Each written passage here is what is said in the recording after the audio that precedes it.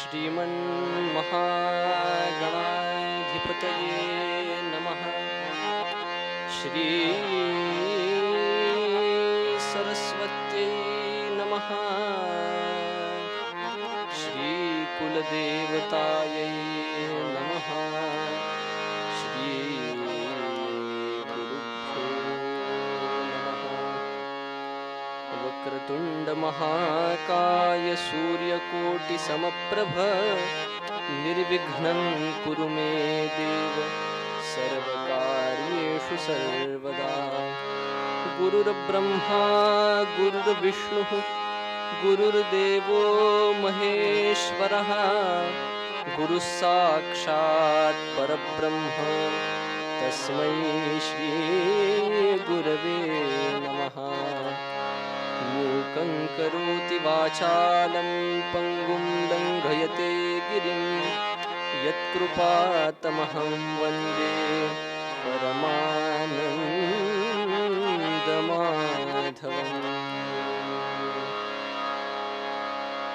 सुरासुरासेवितपादपङ्कजा करे विराजत्कमनीयपुस्तका विधेश्च पत्नी कमलासनप्रिया सरस्वती नृत्यति वाचि मे सदा। चन्द्रोद्भासितशेखरे स्मरहरे गङ्गाधरे शङ्करे सर्पैर्भूषितकण्ठकर्णविवरे नेत्रोत्थवैश्वानरे दन्तित्वकृतसुन्दराम्बरधरे त्रैलोक्यसारे हरे मोक्षार्थं कुरु चित्तवृत्तिमखिलामन्येस्तु किं कर्मभिः।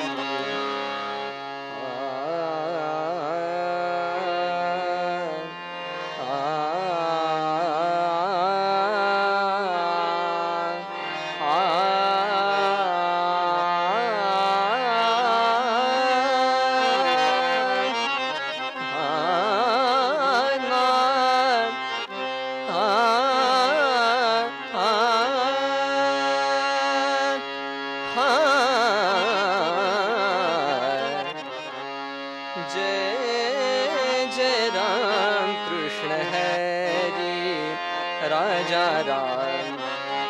जय जय राम कृष्ण हरि राजा राम।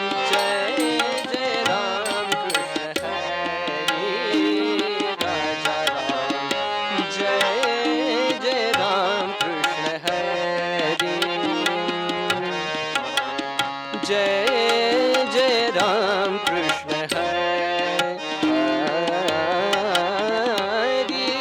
जय जय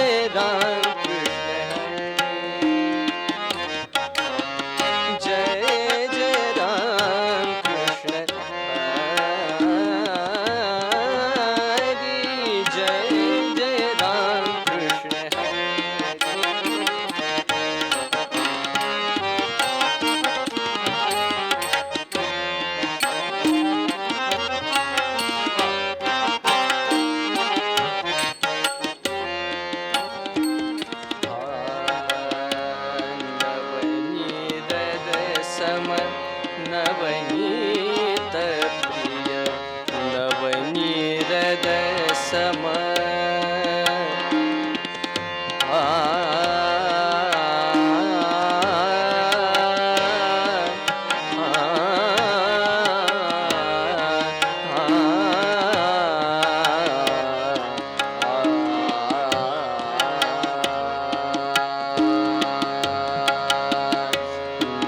नवनीरद सम नवनीत प्रिय नवन विनोद विहारी हारी नवन विनोद विहारी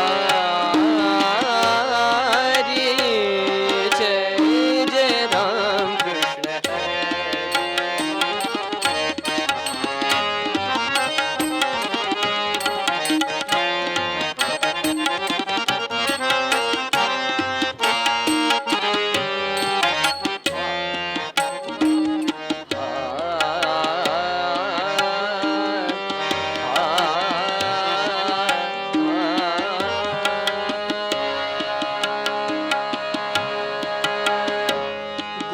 गोवर्धन धर गोपाल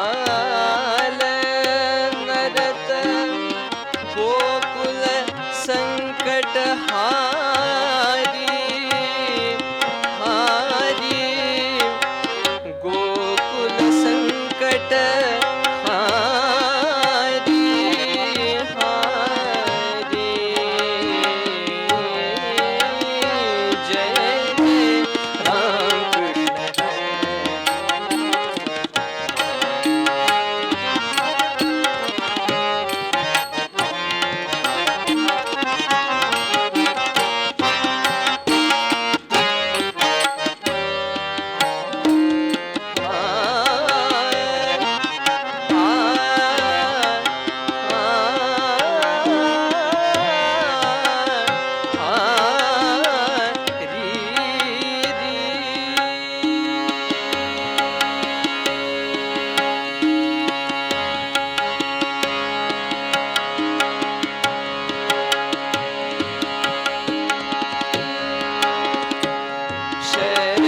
शरणागत दीना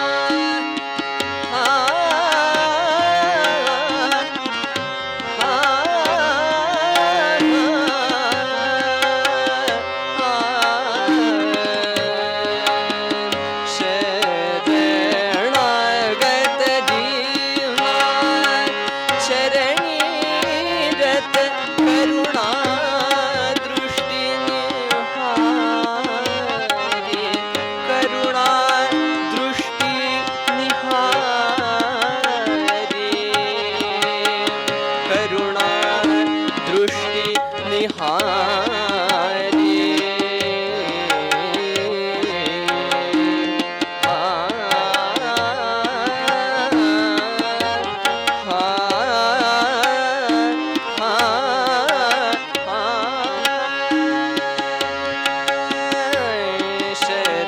शरणागत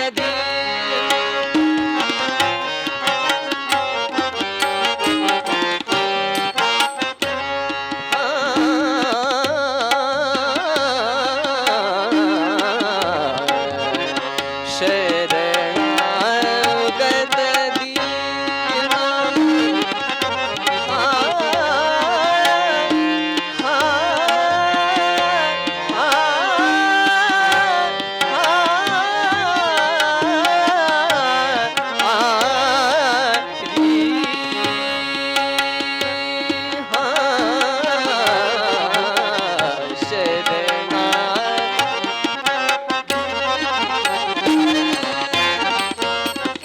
चरणी रत करुणा दृष्टि निहारी करुणा करुणा करुणा करुणा दृष्टि निहारी निहारी निहारी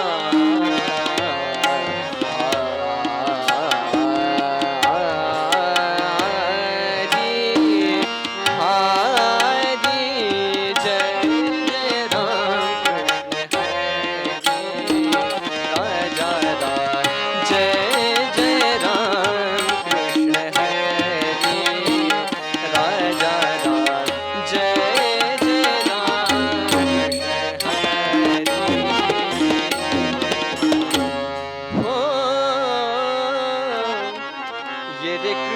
तिरीच्या बसणाऱ्या, ये रे कृष्णा तिरीच्या बसणाऱ्या, ये रे कृष्णा तिरीच्या बसणाऱ्या, ये कृष्णा तिरीच्या बसणाऱ्या.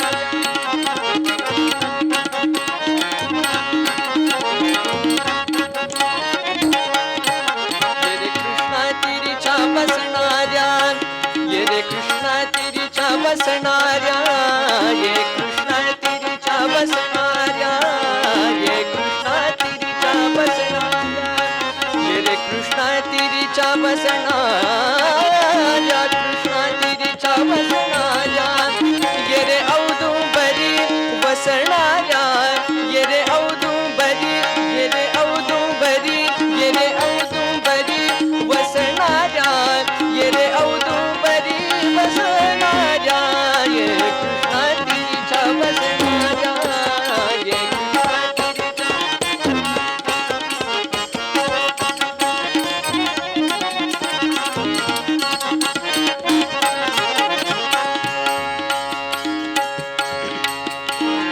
काषायांबर घेणाऱ्या, ये काषायांबर घेणाऱ्या, ये काषायांबर घेणाऱ्या, ये काषायांबर, काषायांबर, काषायांबर, काषायांबर घेणाऱ्या, ये पायी पादुका घालणाऱ्या, ये पायी पादुका,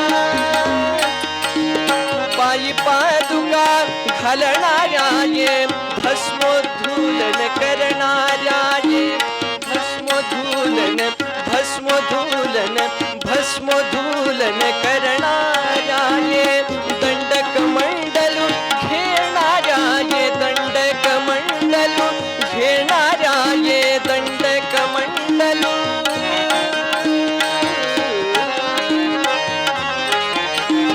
दंडक मंडलू, दंडक मंडलू, दंडक मंडलू, दंडक मंडलू घेणाऱ्या, ये दंडक मंडलू, मंडलू, दंडक मंडलू, मंडलू, दंडक मंडलू घेणाऱ्या, ये रे घेणाऱ्या, ये रे घेणाऱ्या, ये कृष्णा तिरीच्या बसणाऱ्या, ये रे कृष्णा तिरीच्या बसणाऱ्या, ये कृष्णा तिरीच्या बसणाऱ्या.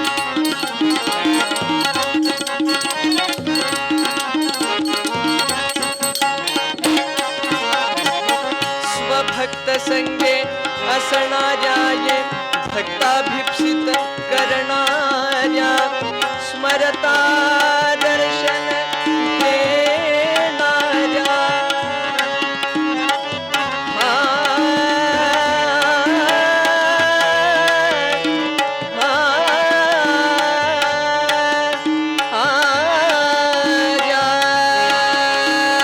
स्मरता दर्शन, स्मरता दर्शन देणाऱ्या,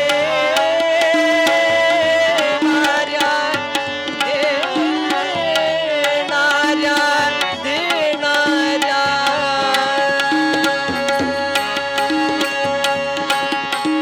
स्मरता दर्शन देणाऱ्या, ये स्मरता, स्मरता, स्मरता, स्मरता,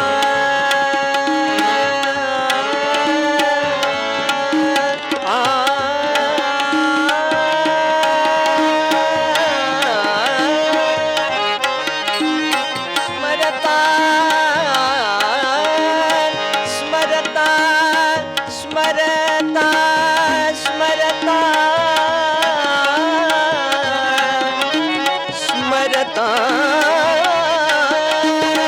स्मरता, स्मरता, स्मरता,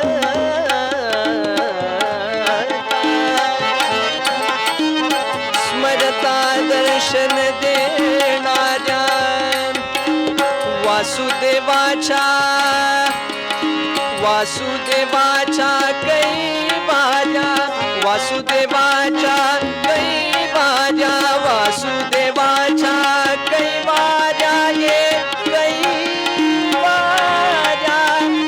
वासुदेवाच्या कैवाऱ्या, ये वासुदेवाच्या वासुदेवाच्या वासुदेवाच्या कैवाऱ्या ये कैवाऱ्या ये रे कैवाऱ्या ये रे कृष्णा तिरीच्या बसणाऱ्या ये रे कृष्णा तिरीच्या बसणाऱ्या ये कृष्णा तिरीच्या बसणाऱ्या कृष्णा तिरीच्या बसणाऱ्या ये रे कृष्णा तिरीच्या बसणाऱ्या ये कृष्णा तिरीच्या बसणाऱ्या ये बसणाऱ्या ये बसणाऱ्या दिगंबरा दिगंबरा श्रीपाद वल्लभ दिगंबरा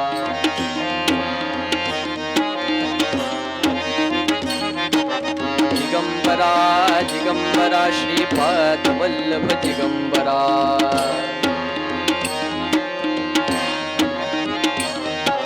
दिगंबरा दिगंबरा श्रीपाद वल्लभ दिगंबरा सर्वांनी भजन करायचंय दिगंबरा दिगंबरा श्रीपाद वल्लभ दिगंबरा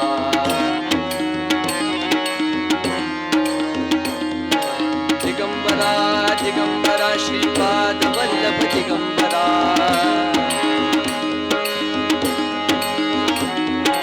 दिगंबरा दिगंबरा श्रीपाद वल्लभ दिगंबरा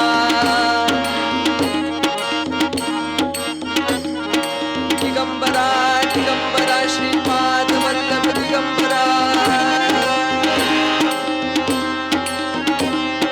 दिगंबरा दिगंबरा श्रीपाद वल्लभ दिगंबरा दिगंबरा दिगंबरा श्रीपाद वल्लभ दिगंबरा दिगंबरा दिगंबरा श्रीपाद वल्लभ दिगंबरा दिगंबरा दिगंबरा श्रीपाद वल्लभ दिगंबरा दिगंबरा दिगंबरा श्रीपाद वल्लभ दिगंबरा सर्वांनी म्हणायचे दिगंबरा दिगंबरा श्रीपाद वल्लभ दिगंबरा दिगंबरा दिगंबरा श्रीपाद वल्लभ दिगंबरा दिगंबरा दिगंबरा श्रीपाद वल्लभ दिगंबरा दिगंबरा दिगंबरा श्रीपाद वल्लभ दिगंबरा दिगंबरा दिगंबरा श्रीपाद वल्लभ दिगंबरा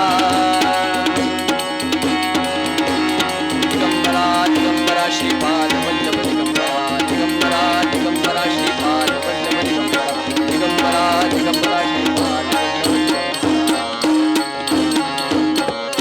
अवधूत चिंतन श्री गुरुदेव दत्त राजाधिराज रामचंद्र भगवान की आर्य सनातन वैदिक हिंदू धर्म की गोपाल कृष्ण भगवान की भारत माता की राष्ट्रगुरु समर्थ रामदास स्वामी महाराज की छत्रपती शिवाजी महाराज की कुंडलीक वरद हरी विठ्ठल श्री ज्ञानदेव तुकाराम पंढरीनाथ भगवान की जय जय जय रघुवीर समर्थ जय जय रघुवीर समर्थ.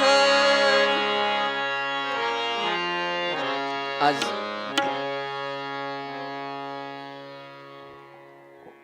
फार सुंदर अशा प्रकारचा योग गोकुळ अष्टमीच्या पर्वावरती गोकुळ अष्टमीच्या निमित्ताने हे 9 दिवस आपणा सर्वांचे कीर्तन श्रवणात जातात. ही आपल्या सर्वांकरिताच फार महत्भाग्याची गोष्ट आहे. कारण कलियुगात कीर्तनासारखं साधन हेच भगवत प्राप्तीचा उपाय सांगितलेला आहे. कृते यध्यायते विष्णु त्रेतायाम यजतो मखैहि द्वापरे परिचर्यायां कलौ तद्धरी कीर्तनात करावे कीर्तन मुखी गावे हरीचे गुण. अशा प्रकारे संतांचा आपल्याला उपदेश आहे. आणि या विठ्ठल रुक्मिणी मंदिरामध्ये या 9 दिवसामध्ये 3 दिवसाची सेवा या बालकाकडे आली आहे. यथामती करण्याचा प्रयत्न करीन. आमचे सुहास काका देशपांडे यांनी मला ही सेवा दिली. सेवेकरिता आता उद्या 15 ऑगस्ट सुद्धा आहे, स्वातंत्र्याचा अमृत महोत्सव चालू आहे. अशा पद्धतीने आपण विषयाची मांडणी करण्याचा प्रयत्न करूया. सुरुवातीलाच सांगतो, समर्थांच्या शब्दात सांगायचं झालं तर तुम्ही श्रोते जगदीश मूर्ती, तेथे माझी व्युत्पत्ती किती, बुद्धिहीन अल्पमती सलगी करीतो. आणि त्याला दृष्टांत ते देतात, व्याघ्रसिंह भयानक देखोनी भयचकित लोक, तरी त्यांची पिल्ले निशंक तया पुढे खेळती. या न्यायाने तुम्ही सर्व जगदीश मूर्तींनी मला सांभाळून घ्यावं ही विनंती करतो. पूर्वरंगाकरिता अभंग.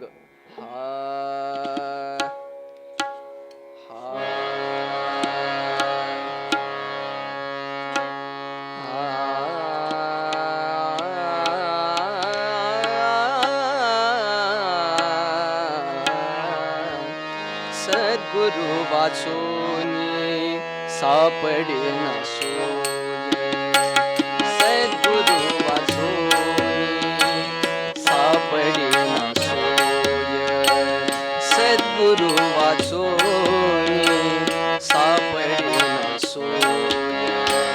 धरावे ते पाय आधी आधी आधी सद्गुरु वाचोनी सापडे ना सोये.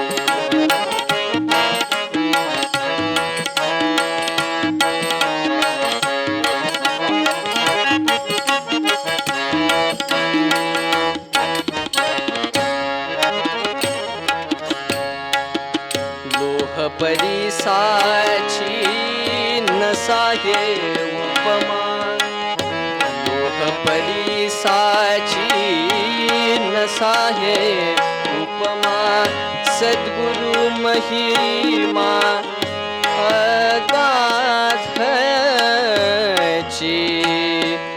अगाधची. सद्गुरु वाचोनी सापडे ना सोये.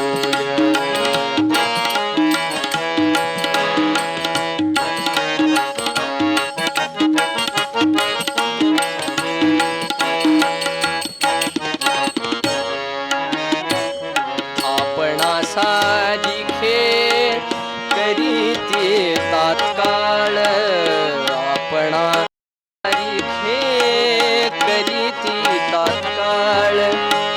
नाही काळ वेळ तया लागी, नाही काळ वेळ तया लागी. सद्गुरु वाचोनी सापडे ना सोये.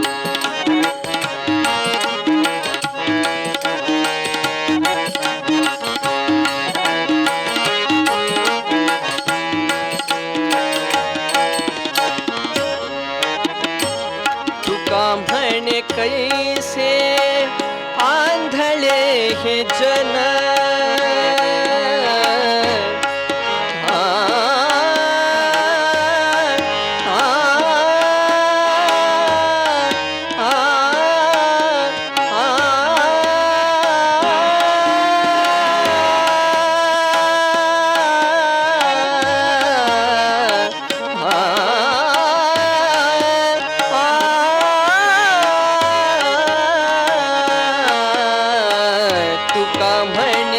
तुका म्हणे कैसे आंधळे हे जन, तुका म्हणे कैसे आंधळे हे जन.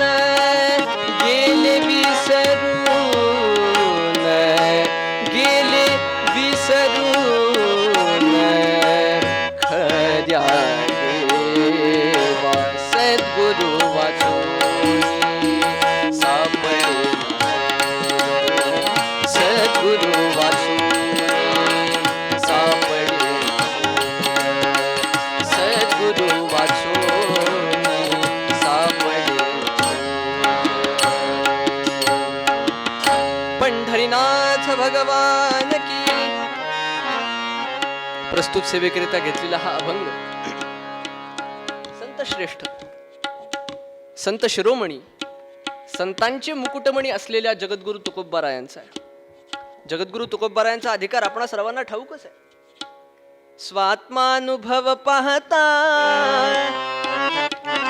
स्वात्मानुभव पाहता, तुकया केवळ सखाची जनकाचा हो.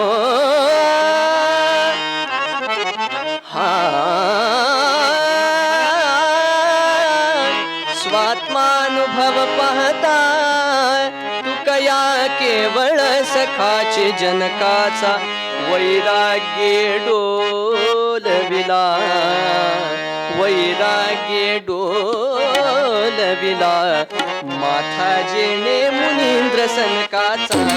रामा राम राम हरे हरे रामा राम राम राम सीतापते रामा राम राम रघुतमा राम राम राम राम राम राम राम राम हरे हरे राम.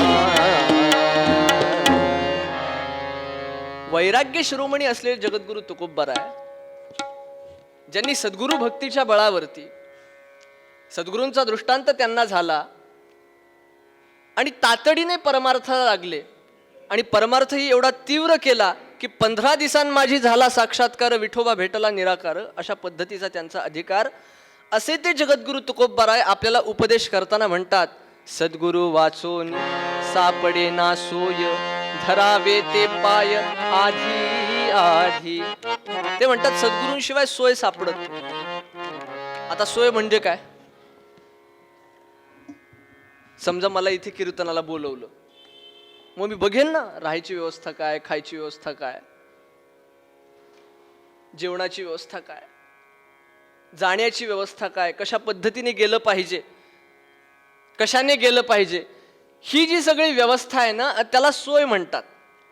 आता मला सांगा, आपण इथं कायमचं राहायला आलोय का? इथं म्हणजे विठ्ठल मंदिरात नाही म्हणायलो मी, इथं म्हणजे या भूतलावरती, या भूलोकावरती कायमचं राहायला आलोय का? नाही. एक ना एक दिवस आपल्याला जायचंच आहे. जातस्य हि ध्रुवो मृत्युर्ध्रुवम जन्म मृतस्य च. एक ना एक दिवस आपल्याला जायचंय. मग इथून गेल्यानंतर परलोकात आपली काय व्यवस्था आहे, ही व्यवस्था पाहणं याला सोय म्हणतात. कधी विचार केलाय का इथून गेल्यानंतर काय काय घडेल, इथून गेल्यानंतर कशा कशा पद्धतीचे आपले इंटरव्ह्यू होतील, तिथून आपली कोणत्या हॉटेलमध्ये व्यवस्था होईल, 5 स्टार असेल का 7 स्टार असेल, इत्यादी इत्यादी इत्यादी. ही जी सोय लावून देतात ना ते सद्गुरू आहे. सद्गुरू म्हणजे काय? सोय लावून देतात ते सद्गुरू. आता इथून इहलोकाचा प्रवास संपवून परलोकामध्ये आपली व्यवस्थित व्यवस्था झाली पाहिजे. आपल्याला वाटतं ना आपलं सगळं जीवन सुखात जावं. कोणी आहे का इथे विठ्ठल मंदिरात बसल्या ज्याला वाटतं मला दुःख यावं? असं कोणी आहे का? नाहीये. मग आपण असा विचार का करत नाही की इथून आपल्याला एक ना एक दिवस जायचंय? महाभारतकारांना हाच प्रश्न पडतो. लोकांना मरणाचंच स्मरण नाहीये. आपण एवढाच विचार करतो की माझी इथे किती व्यवस्था लागेल. अरे इथलं सोडा, इथून गेल्यानंतर परलोकातल्या व्यवस्थेचं पहा हो. दररोज एवढे लोक जात असताना, दररोज एवढे लोक इहलोकाची यात्रा संपवित असताना माणसाला वाटतं मी अमर आहे, मी जाणारच नाही. हेच सगळ्यात मोठं आश्चर्य महाभारतकारांना वाटतं. परलोकातली सोय लागणं फार महत्वाचं आहे. बरं, परलोकातली सोय कशी लागावी, त्यासाठी इथं काय केलं पाहिजे, कशा कशा पद्धतीचं पुण्य केलं पाहिजे, कशा पद्धतीचा परमार्थ केला पाहिजे, तर तिथे आपली व्यवस्था लागेल. हे जे सगळं धोरण लावून देतात ना, तर ते सद्गुरू आहेत. म्हणून त्यांच्या व्याख्या करताना म्हटलं गेलं, गुकारस्त्वंधकारस्य ऋकारस्तन्यवर्तकः गृणती सिंचति ज्ञान गुरुरित्यभिधीयते. किंवा गकार सिद्धिदः प्रोक्तो रेफः पापस्य दाहकः उकारो विष्णुरव्यक्तस्त्रितयात्मा गुरुपरः.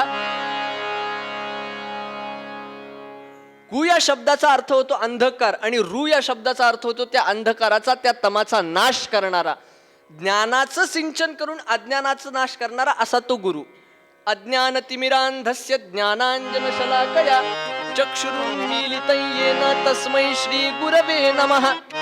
अशा पद्धतीचे ते गुरु, आणि अशा गुरूंची भक्ती केल्याशिवाय, अशा गुरूंचे पाय धरल्याशिवाय इथून आपल्याला परलोकातली सोय लागणार नाही. सद्गुरूंशिवाय कदापि सोय लागू शकत नाही. तद्विज्ञानार्थम स गुरुमेवाभिगच्छेत असा आदेश आहे शास्त्राचा. म्हणून शंकराचार्यांनी सुद्धा, श्रीमदाद्य शंकराचार्यांनी जेव्हा शिवापराध क्षमापन स्तोत्र लिहिलं, भगवान महादेवाच्या भक्तीचा आदेश दिला. पण ती भक्ती कशी करावी?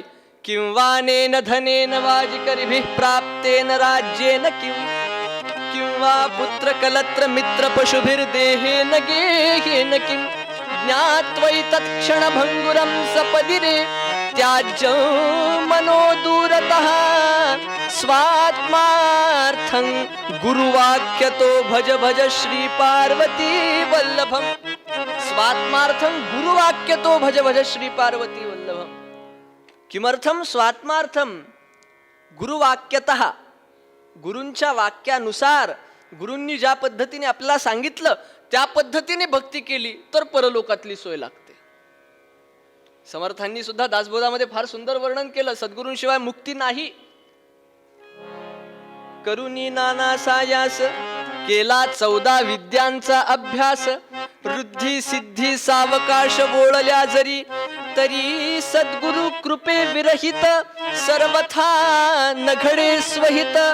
यमपुरीचा अनर्थ चुकिणा येणे श्रीराम सद्गुरुनाथ भगवान की.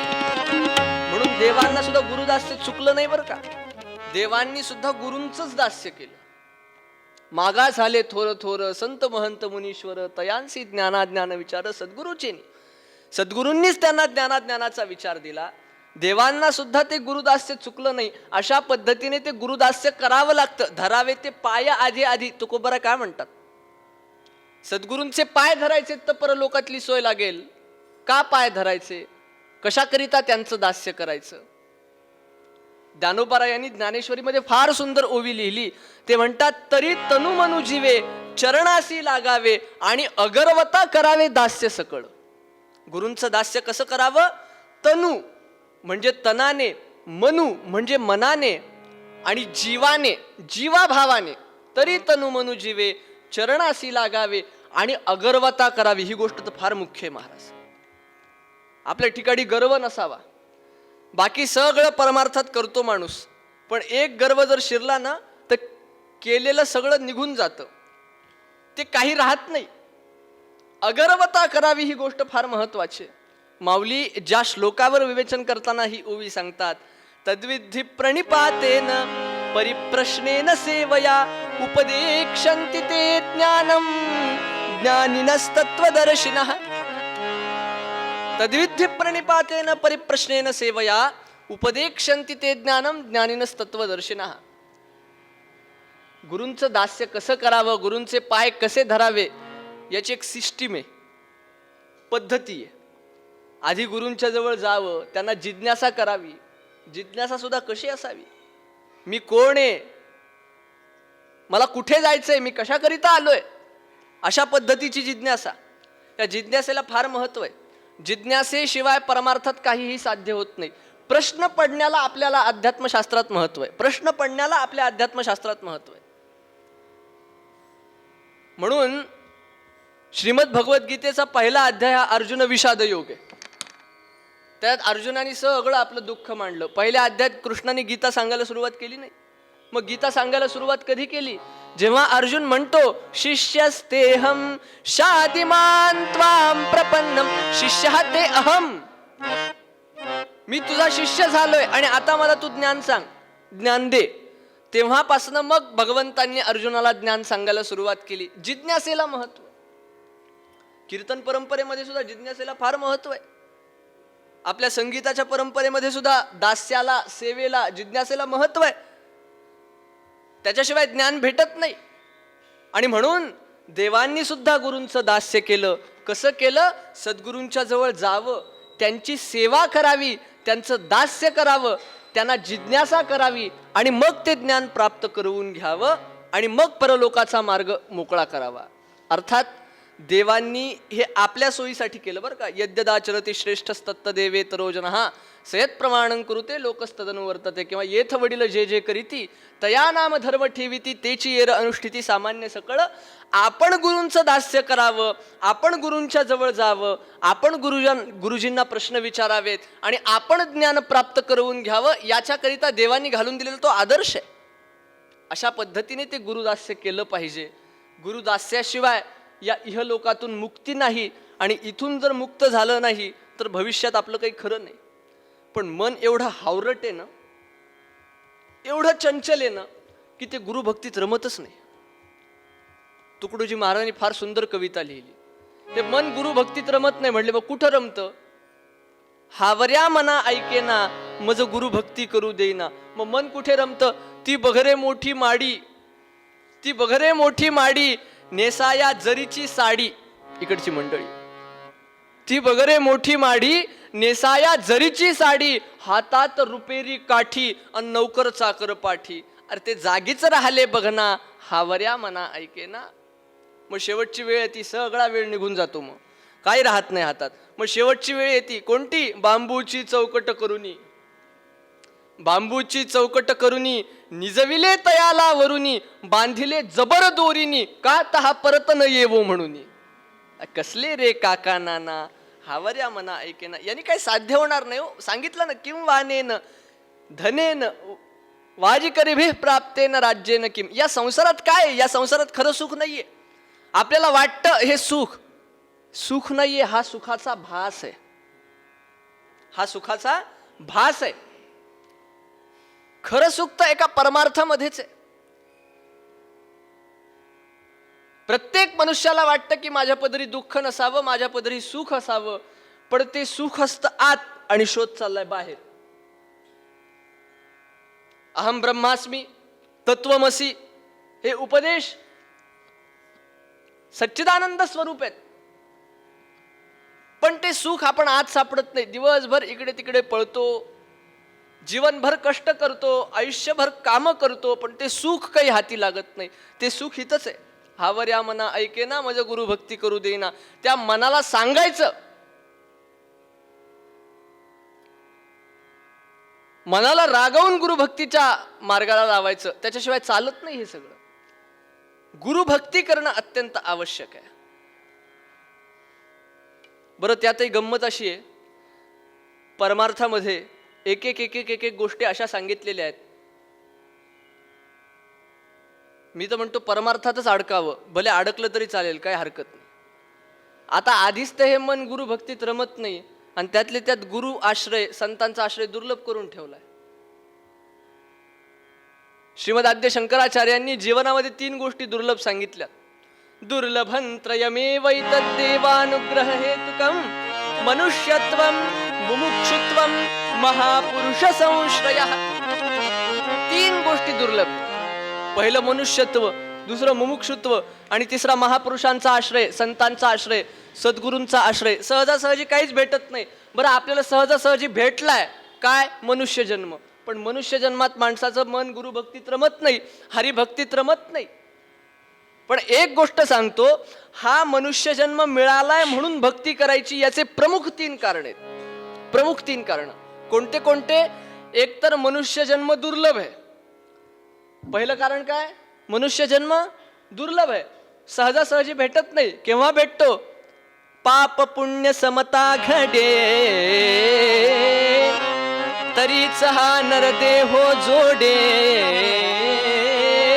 एरवी हा जन्म न घडे हे व्यास वचन भागवती.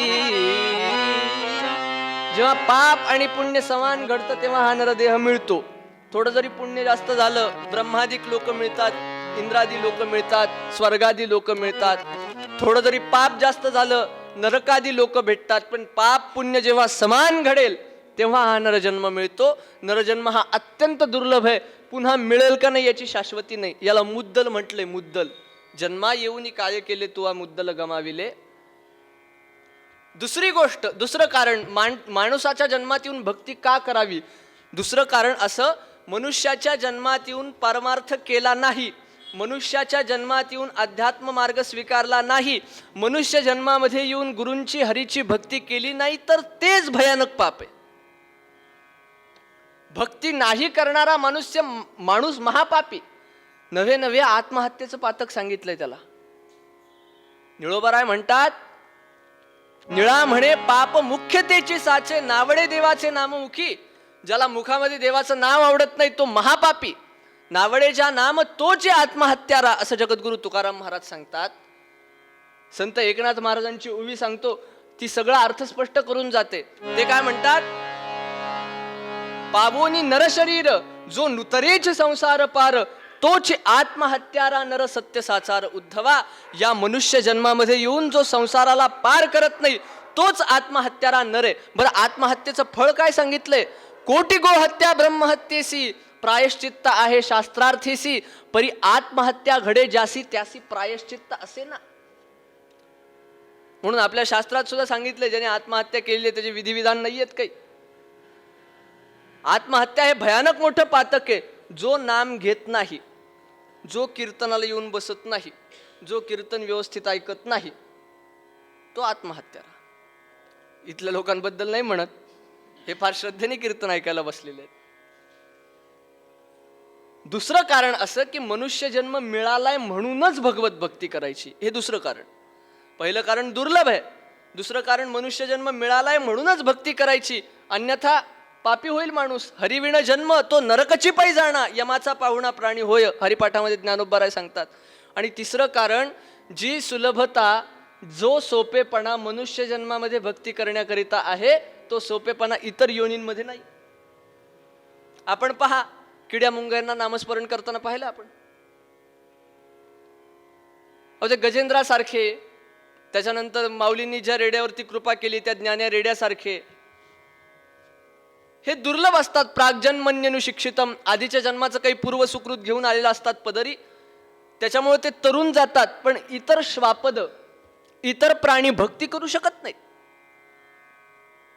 बरं जाऊ द्या, प्राण्यांना भक्ती करता येत नाही, किड्या मुंग्यांना भक्ती करता येत नाही, नाम घेता येत नाही तोंडाने, सुलभता नाहीये ना. यद्यपि करीत असले तरी पण कठीणपणा आहे, सोपेपणा कुठेच नाहीये. हा मनुष्य जन्म, ह्याच्यावरची स्टेज बघू थोडी. देवादिकांच्या योनीमध्ये पशुपक्ष्यांना, प्राण्यांना शब्दशक्तीने ज्ञान नसतं म्हणून त्यांना भक्ती करता येत नाही. देवादिकांना तर शब्दशक्तीने ज्ञान आहे ना. देवादिक तर पुण्य करून स्वर्गादी लोकांमध्ये गेलेले. हे जे देव असतात ते पुण्य करून ब्रह्मलोकामध्ये गेलेले, त्यांना तर शब्दशक्तीने ज्ञान असायलाच पाहिजे. पण गोष्ट अशी आहे की त्यांना जे उपभोग भोगायला मिळतात त्या उपभोगांमध्ये ते एवढे गुरफटलेले आहेत, एवढे गुरफटलेले आहेत की त्यांना भान नसतं की आपण कधी ना कधीतरी खाली मृत्यू लोकामध्ये जाणार आहोत. ह्या सुखापेक्षाही फार मोठं सुख या जगात आहे याचं त्यांना भान नसतं. त्यांना तो रसच ब्रह्मरसासारखा वाटतो. जरी तो रस त्यांना ब्रह्मरसासारखा वाटला तरी पण तो ब्रह्मरस नसतो, लक्षात ठेवा. रस तर तोच गोड आहे जो रस चाखल्यानंतर अन्य रस चाखण्याची गरजच नाही. तुकोबाराय सांगतात, जिव्हे गोडती न अक्षरांचा रस, जिव्हे गोडती न अक्षरांचा रस,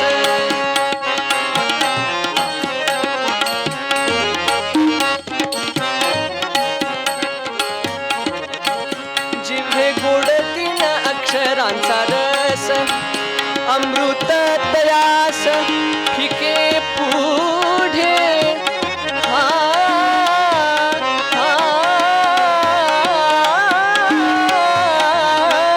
जिव्हे गोडती न अक्षरांचा रस, जिव्हे गोडती न अक्षरांचा रस, जिव्हे गोडती न अक्षरांचा रस, अक्षरांचा रस, अक्षरांचा रस. तो रस हा फक्त नामातच आहे, हा गुरुभक्तीतच आहे, हा हरिभक्तीतच आहे. पण देवादिकांना ते कळत नाही. त्यांना माहीतच नसतं की आपण कधी ना कधीतरी खाली जाऊन पडणार आहेत. त्यामुळे ते त्या रसामध्ये गुरफटलेले असतात. आंबा किती जरी गोड असला तरी हापूसासारखा आंबा वेगळा आणि हापूस आंबा वेगळा. हापूस आंबा म्हणजे ब्रह्मरस आणि हापूसासारखा आंबा म्हणजे देवादिकांना भेटतो तो. अशा प्रकारे 3 कारणं झाले. मनुष्य जन्मामध्ये सोपेपण आहे. अहो येता जाता घ्या, कधीही करा, तुम्हाला वेळच वेळ आहे. पण वेळच वेळ आहे म्हणून निवांत बसू नका, शांत घरी जाऊन झोपू नका. करावी तातडी परमार्थी असाही एक सिद्धांत आहे. त्यामुळे मनुष्यत्व दुर्लभ आहे म्हणून आपण भगवत भक्ती केली पाहिजे, गुरूंची भक्ती केली पाहिजे. दुसरी दुर्लभ गोष्ट सांगितली, कोणती? मुमुक्षुत्व. आता मुमुक्षुत्व म्हणजे काय? आपुले अवगुण देखे, विरक्त बळे ओळखे, आपणास निंदी दुःखे, या नाव मुमुक्षु. पुण्यमार्ग पोटी धरी, सत्संगाची वांछा करी, विरक्त झाला संसारी, या नाव मुमुक्षु. मुमुक्षु कोण आहे? आपुले अवगुण देखे, आत्मपरीक्षण जो करतो तो मुमुक्षु. दर्पट पंजरिका स्तोत्रामध्ये शंकराचार्यांनी फार फार फार सुंदर वर्णन केलेलं आहे महाराज. एवढं सुंदर वर्णन आहे. कस्त्वं कोहं कुत आयातः, कामे जननी कोमे तातः, इति परिभावय सर्वमसारं, विश्वं त्यक्त्वा स्वप्न विचारं, भज गोविंदं भज गोविंदं भज गोविंदं मूढमते, प्राप्ते सन्निहिते मरणे, नहि नहि रक्षति डुक्रै करणे. सद्गुरुनाथ भगवान की. मी कोण आहे? मी कुठे आलोय? मला कुठे जायचंय? आणि माझा गुरु कोण आहे? या सगळ्या जिज्ञासा मनामध्ये निरंतर येत राहणं आणि त्या जिज्ञासेचं उत्तर भेटल्याशिवाय मनाला समाधान न भेटणं, ह्याला म्हणतात मुमुक्षुत्व. मुमुक्षुत्व कुणाला उपजलं? अहो वयाच्या 8व्या वर्षी सगळं घरदार, आजी आजोबाची माया सगळं सोडून आपले पैठणचे नाथ महाराज दौलताबादच्या त्या किल्ल्यावर गेले. हो, कशासाठी? गुरूंच्या शोधासाठी. प्रश्न सतत पडत होता, मी कोण आहे? मला कुठे जायचंय? माझं काम काय? मी इथे कशासाठी आलोय? आणि सद्गुरूंच्या समोर एकनाथ महाराज अहो बालक आहेत, 8व्या वर्षी आहेत, 8व्या वर्षाचे आहेत. जेव्हा जनार्दन स्वामी माग म्हणतात, तुला काय हवंय बाळा, तेव्हा काय उत्तर देतात ते बालनाथ? ते म्हणतात, मी कोण कोठील कुठे मज लागे जाणे, काहे जगात घडले मम साच येणे, याचा विचार करिता शिणलो मी वाया, सांगून ते सुखी करा मज स्वामी राया. सद्गुरुनाथ भगवान की. विनंती करतात, हो, प्रार्थना करतात त्यांना, मी कोण आहे, मला कुठे जायचंय, मी कशासाठी आलोय हे सांगून मला सुखी करा. जनार्दन स्वामींना सुद्धा आश्चर्य वाटलं आणि मग त्यांनी त्यांना सेवा दिली, दत्तदर्शन घडवलं. फार मधुर चरित्र आहे हे मुमुक्षुत्व. एकनाथ महाराजांना वयाच्या 8व्या वर्षी हे सुचलं. आपल्याला 60व्या वर्षी तरी सुचेल का नाही हा प्रश्नच आहे. बरं, तिसरी गोष्ट सांगितली, दुर्लभ महापुरुष संश्रया. सगळ्यात दुर्लभ आहे, सगळ्यात दुर्लभ. नारद भक्ती सूत्रातल्या 39व्या सूत्रात नारद महर्षींनी सांगितलं, महत् संगस्तु दुर्लभो गम्यो मोघश्च. महत् संगस्तु दुर्लभ हा अगम्य हा अमोघाच. तो एक तर दुर्लभ आहे, बरं मिळालं तर कळत नाही, आणि जर कळाला तर जीवनामध्ये त्याचा परिणाम अमोघ असतो. तो अमोघ परिणाम आहे तरी काय हो? गुरु काय करतात जीवनामध्ये, संत काय करतात जीवनामध्ये, तो परिसस्पर्श असतो. परिसस्पर्श. संतांची सेवा केल्यानंतर काय फळ भेटतं, अंतःकरणापासून भक्ती केल्यानंतर काय फळ भेटतं, तो अमोघ परिणाम ते आपल्या जीवनात दाखवून देतात. मनुष्य जन्माची इति कर्तव्यता काय असते? मनुष्य जन्मामध्ये अमोघ अशा प्रकारचं पुण्य आणि अमोघ अशा प्रकारचं फळ काय असतं, तर त्या अद्वयानंद वैभवाची प्राप्ती. गुरु क्षणोक्षणी झटत असतात याच्याकरिता की माझ्या शिष्याला अद्वयानंद वैभवाची प्राप्ती झाली पाहिजे. यामध्येच तर मनुष्य जन्माची इति कर्तव्यता आहे. या ठिकाणी एक प्रसंग आठवतो, कशा पद्धतीने गुरु आपल्या शिष्यावरती अनुग्रह करतात. 1400 वर्ष सिद्धीच्या बळावरती चांगदेव जगले. 1400 वर्ष आणि सिद्धाईमध्ये अडकले होते. काय करावं काही सुचत नव्हतं.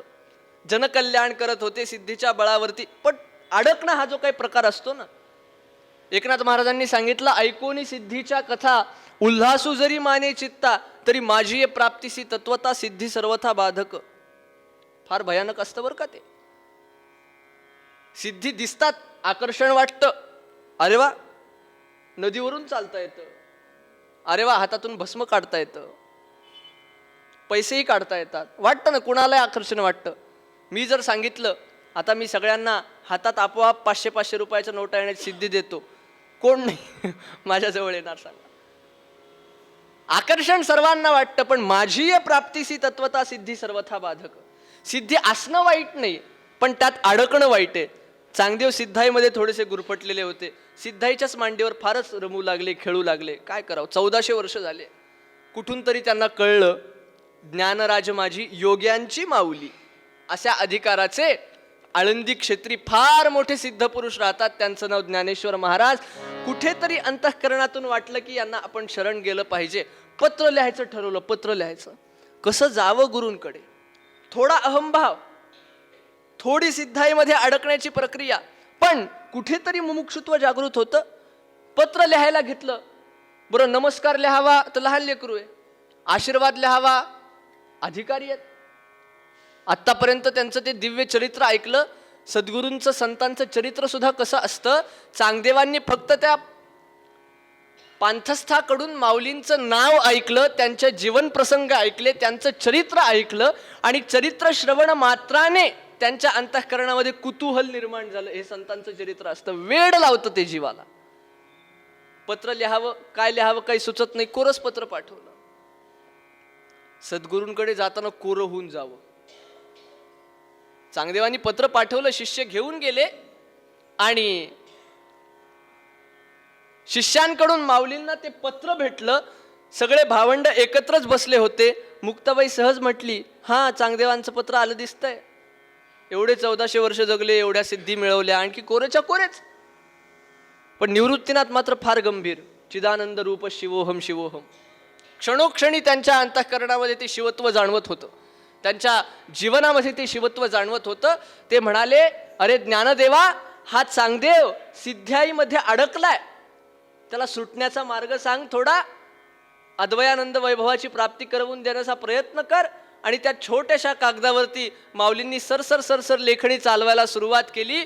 विश्वपटल, ब्रह्मांड पटलावरचा तो परमात्मा चांगदेवांच्या त्या छोट्याशा कागदावरती त्यांनी आणला, आणि त्यातनं चांगदेव 65 सारख्या अभूतपूर्व अतिदिव्य ग्रंथाचा उदय झाला. चांगदेव 65 काय सुंदर रम्य वर्णन आहे. मी म्हणतो, नास्तिकाने जरी चांगदेव 65 वाचली तरी त्याला भगवंतावर विश्वास होईल. काय सुंदर ओव्या आहेत हो. सद्गुरू आपल्या शिष्याला अद्वयानंद वैभवाकडे, अमोघ अशा प्रकारच्या लाभाकडे कसे घेऊन जातात. स्वस्ति श्री वटेशू जो लपोनी जगदा भासू, दावी मग ग्रासू प्रगटला करी, प्रगटे तव न दिसे, लपे तव तव अभासे, प्रगटना लपला असे न खोमता जो, बहु जव जव होय तव तव काहीच न होय, काहीच न होनी आहे अवघाची जो, सोने सोनेपणा उणे न येताची झाले लेणे, तेवी न वेचता जग होणे अंगे जया. अरे चांगदेवा, तुझं कल्याण असो. सोन्याचे आपण दागिने करतो, पण त्यात सोन्याच्या अस्तित्वाला बाद जातो का? नाही. अलंकाराला आपण वेगवेगळे नाव देतो, पण त्यात मूळ सोनं आहे ते सोनंच आहे. तसं परमात्माच या विश्वामध्ये विविध रूपांनी नटलेला आहे. बाकी त्याचं जे मूळ अस्तित्व आहे ते अबाधितच आहे. अशा प्रकारे त्या अद्वयानंद वैभवाकडे सद्गुरू घेऊन जातात. मला नेहमी चांगदेव 65 बद्दल विचार करताना असं वाटतं, चांगदेव 65 म्हणजे आहे नेमकं काय? ब्रह्मांड पटलावरचा तो अक्षर परब्रह्म परमात्मा चांगदेवांच्या छोट्याशा पर्णपटलावरती माऊलींच्या कृपेने ज्या अक्षर रूपाने आला, ते मूर्त अक्षर परब्रह्म म्हणजे चांगदेव 65. लक्षात ठेवा. आणि ती चांगदेव 65 वाचली. कधी कधी वाटतं, चांगदेवांनी छोटाच कागद का पाठवला हो. थोडा मोठा कागद पाठवला असता तर आम्हाला तरी एवढं मोठं सोनं भेटलं असतं. 65 सोहळ्या बसल्या असो, पण त्या सुद्धा आकलन व्हाव्यात. माऊलींच्या चरणी प्रार्थना. एक एक ओवीचा विचार करायला केवढे केवढे जन्म घ्यावे लागतील. एवढा गहन आशय कल्पांतीही न घडे असं ते चिंतन चांगदेवांनी वाचलं. गुरूंच्या भेटीची ओढ निर्माण झाली, पण थाटामाटात जायचं. सवय ती सवय. गळ्यामध्ये रुद्राक्षाच्या माळा, जटाजूट, दाढी, मस्तपैकी भस्म लावलेलं, हातात सर्पाचा चाबूक, व्याघ्र बसायला. आणि व्याघ्रासनस्थ होऊन चांगदेव निघाले. एवढे मोठे शिष्य सोबत. आणि चांगदेव अशा प्रकारची यात्रा करत करत करत करत करत आळंदीला गेले. माऊली आणि ते चारही भावंडे एका भिंतीवरती बसले होते. माऊलींना कळलं चांगदेव आपल्या भेटीसाठी आलेत, आणि काय थाटामाटात आले. व्याघ्रासनस्थ आहेत, जटाजूट आहेत, गळ्यामध्ये रुद्राक्षाच्या माळा आहेत, भस्माचे पट्टे ओढलेले, सर्पाचं चाबूक हातामध्ये. त्यांनी तरी सजीव वाहन केलं. माऊलींना वाटलं आपण सुद्धा तसंच काहीतरी केलं पाहिजे, जरा हटके. माऊलींनी त्या अचेतन भिंतीलाच आज्ञा दिली, ए चल ग बाई म्हणले. आणि असं म्हटलं की ती जी भिंत उडायला लागली आणि चांगदेवांसमोर त्या भिंतीवरती विराजित आकाश मार्गाने ती उडतीये भिंत. आणि त्या माऊलींच्या दिव्य दिव्य दिव्य अशा प्रकारच्या महन्मधूर अशा प्रकारच्या रूपाला पाहिलं आणि चांगदेवांच्या डोळ्यामध्ये घळघळ घळघळ अश्रुधारा लागल्या. अरे आपण काय करत होतो याची जाणीव नव्हती चांगदेवांना. पण जेव्हा गुरूंचं रूप पाहिलं, अंगावरती शहारे आले, डोळ्यातनं घळघळ घळघळ अश्रुधारा वाहायला लागल्या. चालवोनी जड भिंती हरली चांगयाची भ्रांती, मोक्ष मार्गाचा सांगाती ज्ञानोबा माझा, असा सद्गुरूंचा अधिकार असतो. आणि नंतर जी चांगदेवांना प्रसन्नता मिळाली, नंतर जी चांगदेवांना शांती अनुभवायला मिळाली, ती सहजासहजी कोणालाच मिळत नाही बरं का. माऊलींनी काय सुंदर उपदेश चांगदेवांना केला. दिव्य अशा प्रकारचा तो कृपाहस्त चांगदेवांच्या मस्तकावरती ठेवला आणि पुढे खातत मुक्ताबाईकडे दिलं. मुक्ताबाईंनी पुढे चांगदेवांना सांभाळलं. चारही भावंडांनी चांगदेवांवरती खूप प्रेम केलं आणि चांगदेव जीवनमुक्त झाले. अडकल्यापासून ते जीवनमुक्तीचा प्रवास अत्यंत सोपेपणाने करवून देणारे ते सद्गुरू, म्हणून गुरूंच्या चरणाशी लागायचं असतं. सद्गुरू वाचोनी सापडेना सोय, धरावे ते पाय आधी आधी. हे सुख क्षुल्लक आहे, हा आनंद क्षुल्लक आहे इथल्या संसाराचा. ह्याच्यापेक्षाही फार अतिदिव्य. अरे जो सकळ सुखाचा मंडपू की निज सुखाचा कंदर्पू, तो सर्वांगे सुख स्वरूपू सबाह्य सुख समपरत्वे, अशा प्रकारचा तो अतिदिव्यानंद अत्यंत सोप्या पद्धतीने गुरु आपल्याला तिथपर्यंत पोहोचवितात. हा आनंद तर क्षुल्लक, तो चिदानंद, तो परमानंद, तो अक्षयानंद, तो प्राप्त करण्यासाठी सद्गुरू वाचोनी सापडेना सोय, आणि तो आनंद प्राप्त करण्यासाठी धरावे ते पाय आधी आधी. मग या सद्गुरूंना काय उपमा द्यावी बरं? लोह परिसाची नसा हे उपमा. सद्गुरू लोह आणि परिसाची सुद्धा उपमा देता येत नाही.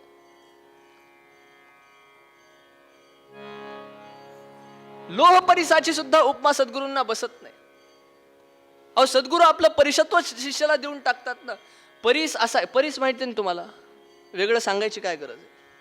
परीस असा एक धातू असतो म्हणे, ज्याचा स्पर्श लोखंडाला झाल्यावरती त्या लोखंडाचं सोनं होतं. माझ्याकडे नाहीये बरं का, असला असता इथे कशाला आलो असतो कीर्तन. यद्यपि परिसाचा स्पर्श लोखंडाला झाला तरी त्याचं सोनं होतं. परीस होतो का? नाही. संत परिस असती परी परिसत्वची देती सच्छिष्यासी, संत दाविती योग्य मार्ग तयांसम योग्य योगी करी शिष्यासी. आपल्यासारखंच जो शिष्याला निर्माण करतो तो सद्गुरू, असे ते सद्गुरू असतात. म्हणून एकनाथ महाराज म्हणतात ना, सद्गुरूच्या संगे शिष्य बिघडले, सद्गुरूच्या संगे शिष्य बिघडला, शिष्य बिघडला सद्गुरूची झाला, शिष्य बिघडला सद्गुरूची झाला.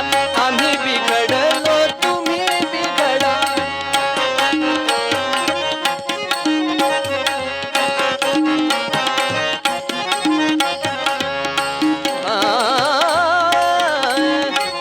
एका जनार्दनी, एका जनार्दनी आम्ही बिघडलो.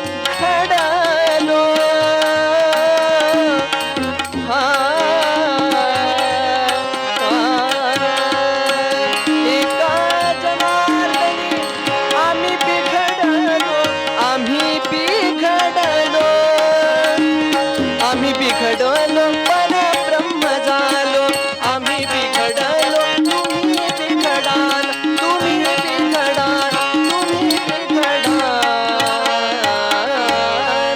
सद्गुरुनाथ भगवान की. अशा प्रकारे तो गुरूंचा अधिकार. लोह परिसाची नसा हे उपमा, सद्गुरु महिमा अगाधची. आणि पुढे म्हणतात, आपणा सारिखे करीती तात्काळ, नाही काळ वेळ तया लागी, तात्काळ क्रिया करतात. अहो किती उदाहरणं उपलब्ध आहेत. वाल्या कोळ्याचे, हिराबाईचे, गुलाबराव महाराजांच्या शिष्या उपेक्षित जीवन जगत होत्या. उपेक्षित काय, जीवनामध्ये त्यांना खरं वाटत नव्हतं त्यांचं. पण गुलाबराव महाराजांच्या जीवनाला ऐकलं, आपल्या गावी आलेत असं कळलं. गुलाबराव महाराज म्हणजे ज्ञानेश कन्या श्रीकृष्ण पत्नी प्रज्ञाचक्षू गुलाबराव महाराज. अत्यंत अतिदिव्य अशा पद्धतीचं ते जीवन. हिराबाईला त्यांचं जीवन पाहून आपल्या जीवनाची घृणा वाटू लागली, मुमुक्षुत्व. आपुले अवगुण देखी विरक्त बळे ओळखी. हिराबाईच्या अंतःकरणात मुमुक्षुत्व निर्माण झालं आणि गुलाबराव महाराजांच्या चरणाशी हिराबाई गेल्या आणि म्हणाल्या, मला माझ्या जीवनाची घृणा येते हो, मला काही कळत नाही मी काय करावं या जीवनामध्ये. मला जीवनामध्ये सार्थक करायचंय माझं, मला परलोकाची यात्रा सुखाची करायची आहे, मला तुमच्यासारखं जीवन जगायचंय. आता गुलाबराव महाराज तर सद्गुरू होते. परिसस्पर्श, बरं परिसस्पर्श असा की जो समोरच्याला परिसच करणार आहे, सोनं नाही करणार फक्त. गुलाबराव महाराज म्हणाले, काही करू नको बाई, ही माझ्या जवळची ज्ञानेश्वरी धर, ही ज्ञानेश्वरी दररोज वाचत जा, तुझं कल्याण होईल. हिराबाई म्हणल्या, अहो वाचताच येत नाही, ज्ञानेश्वरी तर किती अवघड आहे, येरा गाबळ्याचं काम नाही ज्ञानेश्वरी वाचणं म्हणजे. अंतरंगूची अधिकारी आहे असं माऊलींनी ज्ञानेश्वरीचा अधिकारी सांगितला. अध्यात्मशास्त्री ये अंतरंगूची अधिकारी आहे. ही ज्ञानेश्वरी मी कशी वाचणार, बरं येत नाही का? गुलाबराव महाराज म्हणले, काही करू नको बाई, या ज्ञानेश्वरीतल्या प्रत्येक ओळीच्या प्रत्येक ओळीवरून बोट फिरवत जा आणि ज्ञानेश्वर माऊली एवढंच म्हणत जा, तुझा उद्धार होईल. एवढ्या वाक्यावरती हिराबाईंनी विश्वास ठेवला. विश्वासो गुरुवाक्येषु स्वस्मिन दीनत्व भावना. या न्यायानं दीन होऊन त्यांनी गुरूंच्या वाक्यावरती विश्वास ठेवला. अखंड ते साधन केलं. काय परमशांती प्राप्त झाली. अहो अंतकाळ कळाला हो स्वतःचा, आपल्याला कळत नाही. कोरोनामध्ये लोकांना कळलं अंतकाळ कधी येतो कधी नाही काय कळत नाही. आत्ता पुढच्या सेकंदला सुद्धा होऊ शकतं, काय सांगताय. मंदिराच्या बाहेर जाता जातात सावध राहिलं पाहिजे. क्षणोक्षणी हाची करावा विचार तरावया पार भव सिंधू. प्रत्येक क्षणी आपण सावध राहिलं पाहिजे. अंतकाळ कळायचा ह्याच्यासाठी असतो की अंतकाळी भगवंताचं नाम मुखात यायचं असतं आणि ते भगवंताचं नाम मुखात येण्यासाठी गुरु करावा लागतो आणि गुरु केल्यानंतर ते नाम त्याचा अभ्यास करावा लागतो आणि तो अभ्यास आपल्याला अंतकाळी कामाला येतो. असं असतं का नेटची परीक्षेचा अभ्यासच केला नाही, नेटची परीक्षा पास झालाय, बरं तिथं कॉपीची व्यवस्था नसते काय. अंतकाळ कळाला हिराबाईला स्वतःचा आणि अंतकाळी पडून होत्या त्या. ज्ञानेश्वरी आपल्या छातीवरती घेतली, तीर्थ घेतलं ज्ञानेश्वरीचं, तुलसी पत्र त्या ज्ञानेश्वरीवरती ठेवलं आणि आता जातायत हिराबाई. इहलोकीची यात्रा संपवून परलोकाची यात्रा त्यांना सुखाची करायची आहे. त्यांनी आपतेष्टांना सांगितलं, घरच्यांना सांगितलं, अरे जा माझ्या सद्गुरूंना सांगा तुमची हिरा ज्ञानेश्वर माऊली म्हणत गेली. हा ज्ञानेश्वर माऊली म्हणून त्यांनी प्राण सोडून दिले. आपतेष्टांनी जेव्हा गुलाबराव महाराजांना कळवलं ना, तेव्हा गुलाबराव महाराजांच्या डोळ्यात सुद्धा धारा लागल्या आणि ते म्हणाले, अरे माझी हिरा माऊली म्हणत गेली. अंतकालेच मामेव स्मरण मुक्त्वा कलेवरम. तो अंतकाळ कळण्यासाठी आपणासारखे करीती तात्काळ. नाही काळ वेळ तयार, क्षणार्धात साधन देऊन टाकतात हो, क्षणार्धात सुपूर्त करून टाकतात, सगळं परिसत्व देऊन टाकतात. पण एवढं सगळं असून सुद्धा लोक किती आंधळे आहेत. तुकोबराय म्हणतात, तुका म्हणे कैसे आंधळे हे जन गेले विसरून खऱ्या देवा. हे चरण मला फार महत्वाचं वाटतं. सगळ्या अभंगापेक्षा हे चरण महत्वाचं आहे. म्हणजे सगळ्या अभंगामध्ये हे चरण महत्वाचं आहे. ते म्हटलंय ना, अगम्य हा असा जो सहवास आहे ना गुरूंचा, अगम्य हा. कळत नाही, जवळ आहेत सद्गुरू, इथे आहेत संत, पण कळत नाही माणसाला, त्याचं मन धजवत नाही त्यांच्या चरणी आपण लागावं म्हणून. आंधळेत. संतांचा मान आपल्याला राखता येत नाही, सद्गुरूंच्या चरणी लागता येत नाही म्हणून आंधळे. हाच जगामध्ये असे आंधळे असतात हो, जे डोळे असून सुद्धा त्यांना दिसत नाही. एकदा हाच प्रश्न अकबराने बिरबलला विचारला. अकबर म्हणाला, क्यों बिरबल, ये दुनिया में अंधे लोग बहुत हुआ करते हैं, ऐसा सुना है. बिरबल म्हणाला, हो असतेत, खूप आंधळे लोक असतेत.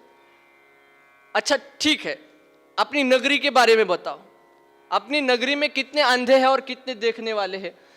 बिरबल जी म्हणाले, अरे हुजूर, जो दुनिया की बात वही अपनी नगरी की बात, जाने दो. वाईट वाटलं अकबराला, बादशाहला. बादशाह म्हणला, अरे अपने दरबार की बात बताओ, छोड़ो सब छोड़ो, दुनिया छोड़ दो, दरबार की बात बताओ. बिरबल म्हणाला, अरे हुजूर, जो दुनिया की बात वही अपने नगरी की बात और वही अपने दरबार की बात। अरे क्या बात कर रहा है तू बिरबल? यहाँ सब एक दूसरे को देख रहे हैं, मैं तुम्हें देख सकता हूं, तुम मुझे देख सकते हो, सब एक दूसरे को देख रहे हैं और यहां भी अंधे। हुजूर, बात ऐसी होती है, देखने वाली तो सारी दुनिया है, लेकिन देखते हुए भी अंधे लोग होते हैं। मैं आपको बतला सकता हूं। अकबर म्हणाला, वो कैसे? एक काम करना होगा, एक छुट्टी दे दो, एक लिखने वाला आदमी दे दो, एक कुर्सी दे दो, मैं आपको दूसरे दिन बता दूंगा। लगेच मंजुरी दिली। उत्सुकता होती ना। आणि बिरबलजींनी काय केलं, त्या कारकुनाला घेतलं सोबत, एक वही घेतली, यादी केली, 2 गट पाडले, एक आंधळे लोकांचा आणि एक दुसऱ्या डोळस लोकांचा, खुर्ची घेतली आणि भर त्या नगरीमध्ये चौकात जाऊन बसला। त्या चौपाटीवरती खुर्ची मांडून बसला, महाभारताचा ग्रंथ घेतला हातात आणि महाभारत वाचत बसला। त्या कारकुनाला सांगून ठेवलं, मी ज्याचं नाव ज्या गटात सांगल त्या गटात लिहायचं। प्रत्येक जण येत होता। आता बिरबल म्हणजे काय, अप्रसिद्ध व्यक्तिमत्व नव्हतं, सेलिब्रिटी होती बिरबलजी म्हणजे। प्रत्येक जण यायचा, क्यों बिरबलजी क्या कर रहे हो? टाकायचं नाव आंधळ्याचे। क्यों बिरबलजी क्या कर रहे हो? टाकायचं नाव आंधळ्याचे आधी। 3 सांजा झाल्या, रात्रीची वेळ होत आली। अकबराला वाटलं आपण याला सुट्टी तर दिली, हा वेळ तर वाया घालवत नाही, म्हणून आपण स्वतः जाऊन बघावं। स्वतः बादशहाची स्वारी तिथे आली। अकबरजी समोर उभा ठाकले, हे साहेब महाभारताचा ग्रंथ वाचत बसले होते बिरबलजी, आणि अकबरजी सहज म्हणून गेले, बादशाह अरे क्यों बिरबल क्या कर रहा है? टाकायचं नाव आंधळ्याचं। दुसऱ्या दिवशी बिरबलाला ती यादी सादर करण्याची आज्ञा दिली, हुकूम दिला। त्यांनी ती यादी घेऊन गेला आपला बादशहाजवळ, आणि बादशाह मोठ्या कुतूहलाने वाचू लागला। डोळस असून सुद्धा लोक आंधळे असतात जगात। आणि हळूहळू वाचत आला, वाचत आला, वाचत आला, स्वतःच नाव दिसलं। आश्चर्यचकित झाला, है बिरबल, मैं अंधा, मैं कैसे अंधा? बिरबल जी म्हणाले, अरे बादशाह जी, यही तो कह रहा हूं मैं, आप भी अंधे हो। अपनी जुबान को लगाम दो बिरबल, क्या बोल रहा है तू? मुझे अंधे में डाल दिया। अरे फिर क्या हुजूर, आपको पता नहीं था क्या मैं वहां क्या कर रहा था? अकबर जी, आप वो कुछ आपका धर्म ग्रंथ पढ़ रहे थे, तो आपने पूछा क्यों, क्यों बिरबल क्या कर रहा है, इसलिए आप भी अंधे। हे असे डोळ्यावाले लोक सुद्धा आंधळे असतात। बरं, हे झालं लौकिक। परमार्थामध्ये तर खऱ्यानी कळत नाही माणसाला, तो विवेक नसतो ना। विवेक जागृत करण्यासाठी पुन्हा संत संग करायचा। एक योग वासिष्ठामध्ये श्लोक आलाय, नित्यम सज्जन संपर्कात विवेकादेव जायते। विवेक पाहिजे परमार्थामध्ये, गुरु कळण्यासाठी आपल्या पदरी विवेक लागतो, पण तो विवेक मिळवण्याकरिता पुन्हा गुरूंच्याच सहवासात जायचंय, संतांच्याच सहवासात जायचंय। अशी ती चैन आहे, साखळी आहे, लिंक आहे। परमार्थात माणसाला खरंच कळत नाही, माणूस सहज संतांचा अपमान करून जातो। हे 3 तिगडा काम बिगडाने काय केलं, त्याचे परिणाम दिसले लोकांना। निरंतर संतांचा अपमान। अहो, तत्कालीन सर्व प्रकारचे वारकरी संप्रदायाचे संत एका त्या रथावरती होते, त्या प्रदर्शनामध्ये, आणि ज्यांनी शक्ती आणि युक्ती, शक्ती आणि भक्ती यांचा अद्वितीय संगम साधला असे रामदासी आणि वारकरी संत असलेले रामदास स्वामी जाणून बुजून टाळलं संतांचा अपमान। त्या पालघरच्या प्रकरणावर पुढे काय झालं? निरंतर संतांचा अपमान केला, त्याचे परिणाम दिसून आले। काय असतात परिणाम? अहो, संतांचा अपमान केला, संत काही बोलत नाहीत, पण प्रकृतीला ते सहन होत नाही, लक्षात ठेवा। भागवतामध्ये वर्णन आले, जेव्हा 60,000 सगरपुत्र कपिल मुनींवर चालून गेले आणि त्यांना तो घोडा दिसला, तो इंद्राने पळून आणला होता, कपिल मुनींच्या आश्रमासमोर बांधला होता, सगराच्या यज्ञ अश्वमेध यज्ञातला तो घोडा। कारण कुणी यज्ञ करायला लागलं की आधी इंद्राच्या पोटात खड्डा पडतो, माझं पद कुणी बळकावतं का काय। तो घोडा यांनी इथे आणून बांधला। सगरपुत्रांना वाटलं या कपिलानेच हा पळवला काय की, आणि म्हणून कपिलाकडे क्रोध दृष्टीने त्या 60,000 सगरापुत्रांनी पाहिलं, मात्र तितक्यात स्वतःच्याच आत्म्यातला अग्नी प्रज्वलित झाला, हे जळून खाक झाले। भागवतकारांनी टीका केलेली आहे, भागवतकारांनी स्पष्ट केलेलं आहे की कपिल नारायणांच्या क्रोधामुळे 60,000 सगरपुत्र भस्मसात झाले नाहीत। संत हे तर करुणाशील असतात, हो, करुणावंत असतात, संतची ते करुणावंत। संतांच्या क्रोधामुळे कधी कुणी भस्मसात होत नाही. संतांकडे जो कुदृष्टीने पाहतो त्याच्याच अंतःकरणातला अग्नी प्रज्वलित झाला आणि ते स्वतः भस्मसात झाले, आपोआपच झाले. ते कपिल नारायणांच्या क्रोधाने झाले नाहीत. म्हणून संतांचा अपमान होतो. संतांनी एक वेळ तो सहन सुद्धा करून घेऊ शकतात, पण प्रकृतीला सहन होत नाही, भगवंताला सहन होत नाही. म्हणून संतांचा अपमान केवढा घातक असतो, इतका भयानक असतो. संत ते निंदास्तुती सम मानिती जे संत पूर्ण धैर्यवंत साधू ऐसे नामदेवरायांनी सांगितलेलं आहे ना. त्यांना त्याचं काही नसतं, पण प्रकृतीला ते सहन होत नाही. संतांना भजायचं असतं, सद्गुरूंना भजायचं असतं. म्हणून सुदाम्याला सुद्धा जो उपदेश भगवान श्रीकृष्णाने श्रीमद भागवतामध्ये केलाय, गुरुद्रोह करू नये एवढाच त्या उपदेशाचं सार आहे. गुरुद्रोह कदापि नाही, प्रकृतीला ते सहन होत नाही. फार सुंदर सुभाषित आहे. चांडालेष्वभिजायते एकाक्षर प्रदातारम यो गुरुम नाभिवंदती श्वानयोनी शतम भुक्त्वा चांडालेष्वभिजायते. एक जरी अक्षर एखाद्याने आपल्याला शिकवलं असलं आणि आपण त्याच्या प्रती द्रोह केला तर चांडाळ्यासारख्या योनीमध्ये आपल्याला जावं लागतं. एवढा गुरुद्रोहाचा भयानक परिणाम आहे. त्याच्यामुळे गुरुद्रोह करू नये, हे आंधळेपण सोडून द्यावं आणि आंधळेपण सोडून देऊन विवेक घ्यावा. विवेकासाठी संतसंग करावा आणि तो संतसंग करून आपल्या पदरी विवेक पडला तर मग पुन्हा लगेचच करावी तातडी परमार्थी या न्यायानं आधी आपण सद्गुरूंना शरण गेलं पाहिजे. आणि एकदा का आपण मनोभावाने सद्गुरूंना शरण गेलो तर आपल्याला अद्वयानंद वैभवाची, त्या परमानंदाची, त्या सच्चिदानंद तत्वाची प्राप्ती झाल्याशिवाय राहत नाही. म्हणून कळकळीचा अशा प्रकारचा उपदेश तुकोबराय करतात.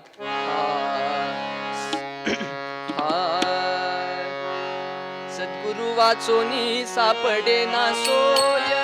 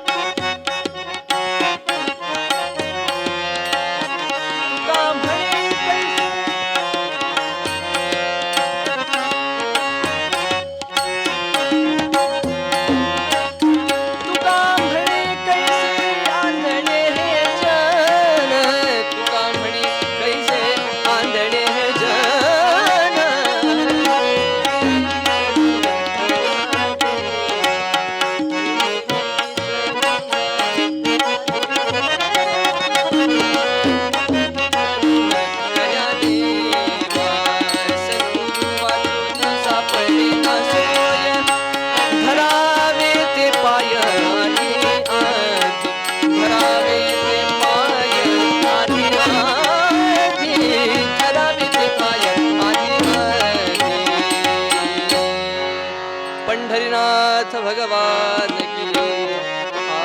मध्यंतरातलं भजन करूया, उत्तर अंगाकडे जाऊया. रघुपती राघव राजा राम पतित पावन सीताराम. रघुपती राघव राजा राम पतित पावन. रघुपती राघव राजा राम पतित पावन सीताराम. सर्वांनी म्हणायचं.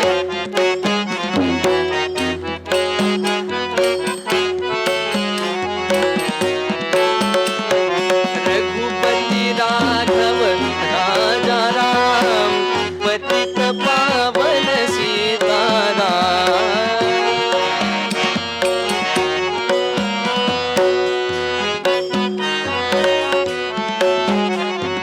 रघुपती राघव राजा राम पतित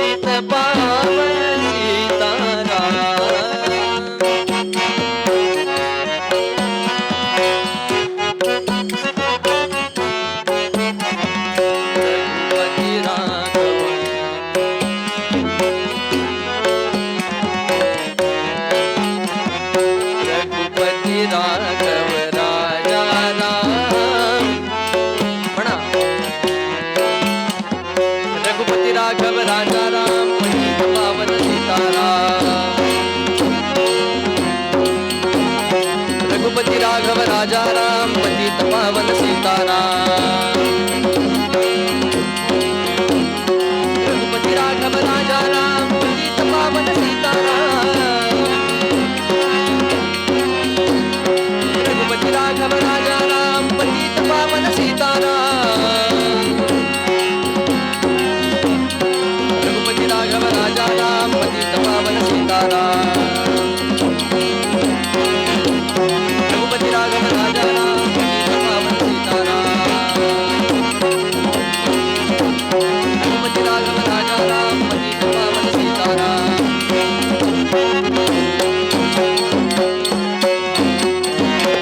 पुंडलीक वरदार विठ्ठल श्री ज्ञानदेव तुकाराम पंढरीनाथ भगवान की जय सद्गुरुनाथ भगवान की रामदास सद्गुरु राया रामदास सद्गुरु राया धन्य तव माया धर्म रक्षाया घेतला कलियुगे अवतार घेतला कलियुगे अवतार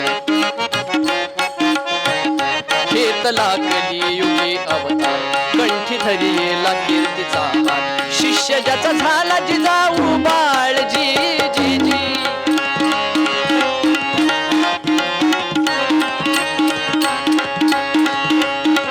हरिकथा आदि निरूपण हरिकथा आदि निरूपण हरिकथा आदि निरूपण हरिकथा आदि निरूपण राजकारण सावधपण सर्व विषयांच्या ठाई अनिवार सर्व विषयांच्या ठाई अनिवार हेच स्वराज्याचे दार शानदार बंधुनो स्वरा त्यांचे उपकार जी जी जी जी जी जी बंधुनो स्वरा त्यांचे उपकार जी जी जी जी जी जी जी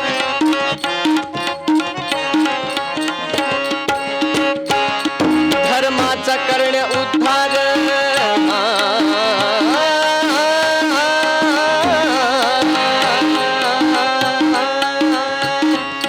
धर्माचा कर्ण उद्धार धर्माचा कर्ण उद्धार झाला अवतार आलयतीवर म्हणती जन रामदास चिरकाळ म्हणती जन रामदास चिरकाळ रामाचा दास काळाचा काळ असा हा राणूबाईचा बाळ जी जी जी जी जी असा हा राणूबाईचा बाळ जी जी जी जी जी असा हा राणूबाईचा बाळ जी जी जी जी जी जी धीर जी जी धीर जी जी धीर जी जी जी जी जी जय जय रघुवीर समर्थ श्री क्षेत्र जाम सूर्याजी पंत ठोसर नावाचे सद्गुरू असतात.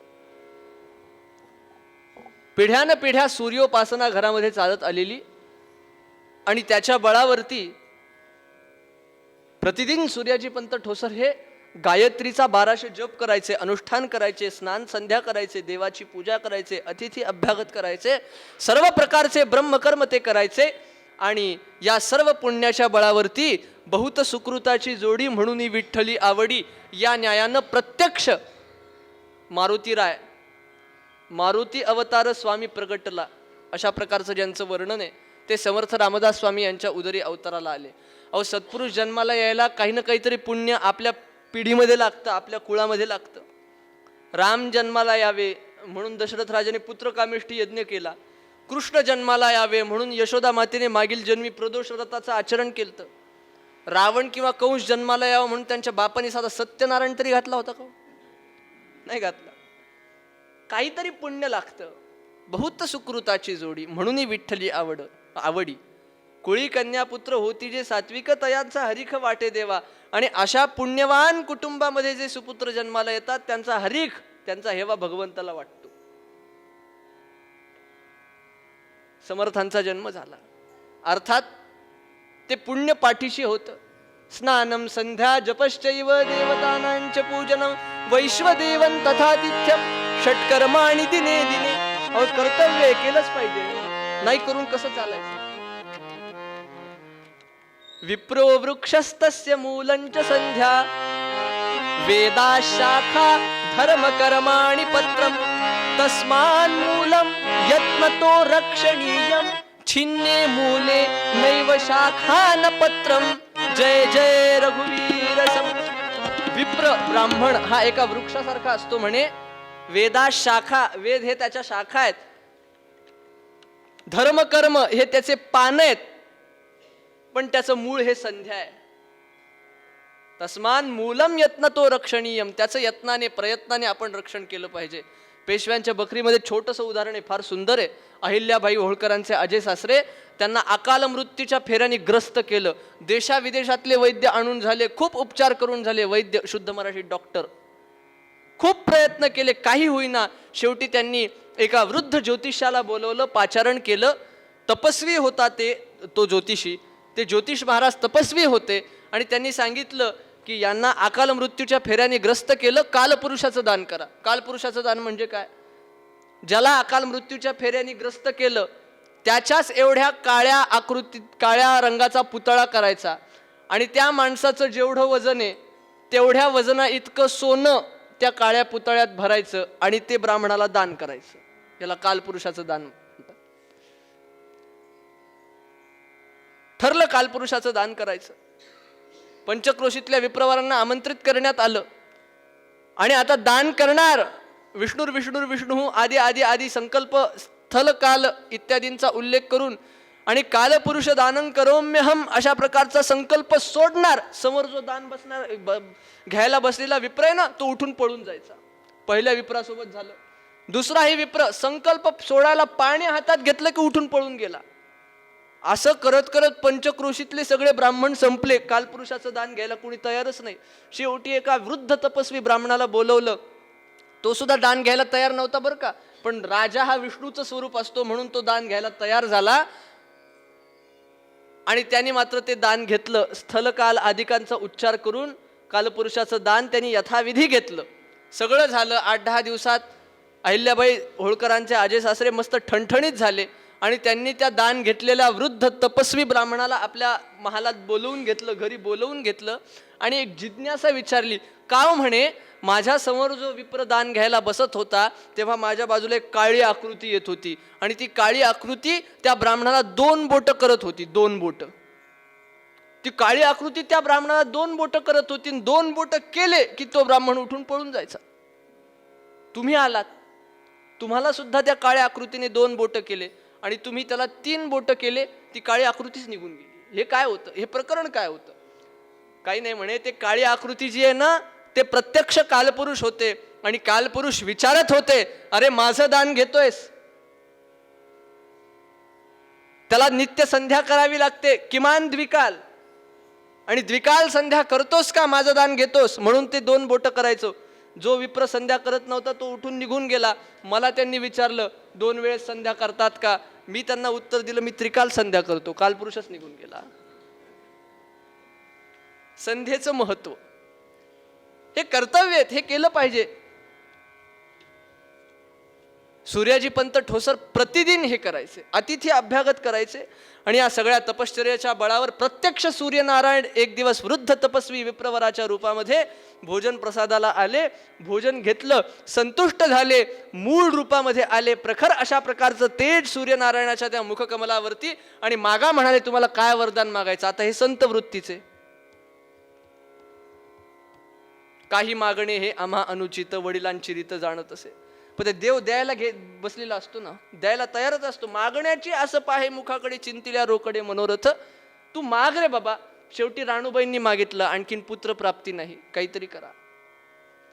तुमच्या संसार रूपी विहिरीला 2 असे फार जगत कल्याण करणारे फळ लाभतील.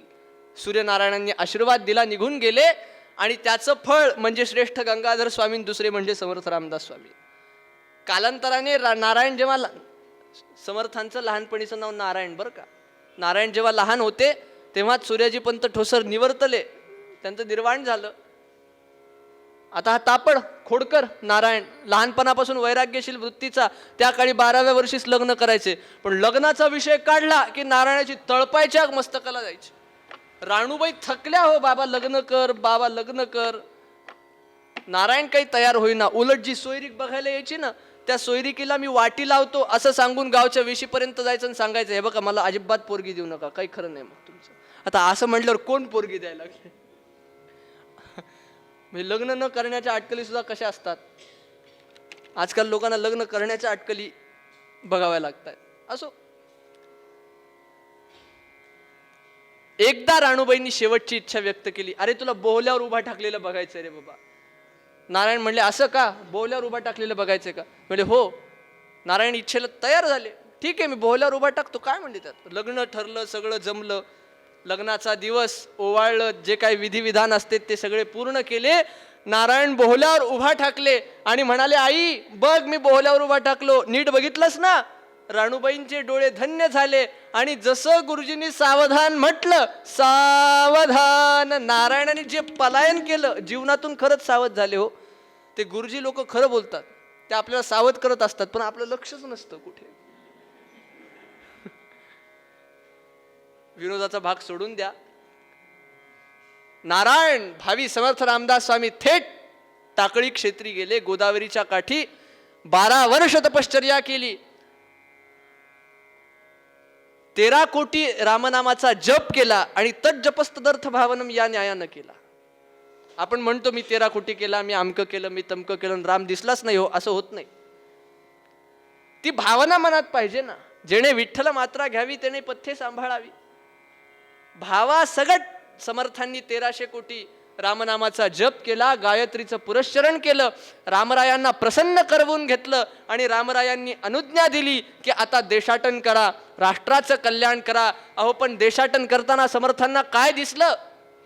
ही प्रजा, हे भारतवासी, हे हिंदू हिरव्या वरवंट्याखाली चिरडून भरडून निघत आहे. 5-5 छाया या देशावरती राज्य करतात. स्त्री इथे सुरक्षित नाही. अरे काय भयानक प्रकार होत होता, काय भीषण स्थिती होती.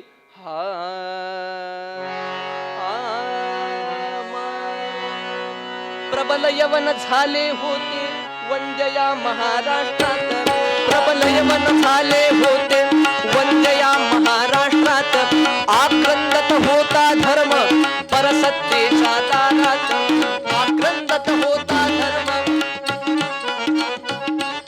शौर्य धैर्य नुतले होते परसेवेच्या पंखात. ऐशा वेळी कल्याणी धीराची केवळ खाणी. श्री समर्थ सद्गुरुवाणी दुमदुमली हो सर्वत्र. जय जय रघुवीर समर्थ दुमदुमली हो सर्वत्र. जय जय रघुवीर समर्थ. अहो काय काय समर्थांची दिवाणी. समर्थ जेव्हा महाराष्ट्रात आले, छत्रपती शिवरायांची कीर्ती त्यांनी ऐकली आणि छत्रपतींना पत्र लिहिलं. निश्चयाचा महामेरू बहुत जनासी आधारू. अखंड स्थितीचा निर्धारू श्रीमंत योगी. आजकालचे राज्यकर्ते असले असते तर काय पत्र लिहिलं असतं, काय वर्णन केले हो त्या पत्रात. निश्चयाचा महामेरू बहुत जनांसी आधार. खरा भाग्यवान शिष्य तो असतो ज्याच्याकडे गुरु येत असतात. काय यथार्थ वर्णन केलं समर्थांनी त्या पत्रामध्ये. आजकालच्या राजकारण्यांकडे बघून पत्र लिहिलं असतं तर हे 12 मतीप्रमाणे चालणारे काय म्हटले असते. भ्रष्टाचाराचा महामेरू, चोर लुटाऱ्यांशी आधारू, अखंड खुर्चीचा निर्धारू श्रीमंत भोगी. योगी नाही, भोगी. असं ते पत्र लिहिलं असतं. डोक्याला हात लावला असता समर्थांनी. राजकारण सुद्धा कसं करावं छत्रपतींसारखं. छत्रपती शिवाजी महाराज जेव्हा अनुग्रह प्राप्त झाला, समर्थ रामदास स्वामींच्या कीर्तनाला रात्री येऊन बसायचे, तुकोबरायांच्या कीर्तनाला रात्री येऊन बसायचे, मोरिया गोसावींच्या कीर्तनाला जाऊन बसायचे, कीर्तन ऐकायचे, सत्संग करायचे. म्हणून तो विवेकी राजा होता, तो योगी राजा होता, जाणता राजा होता. आजकाल कोणालाही जाणता राजा म्हणायला लागलेत. प्रश्न पडला, आजकालचे राजकारणी कोण बघत नसतील हो, कीर्तनाला जात नसतील, कोण सत्संग करत नसतील. अहो त्या काळी शिवाजी महाराज रात्री कीर्तनाला जाऊन बसायचे कारण ते शुद्धीत होते. पांडुरंग हरी वासुदेव. आजकालचे शुद्धीतच नसतात.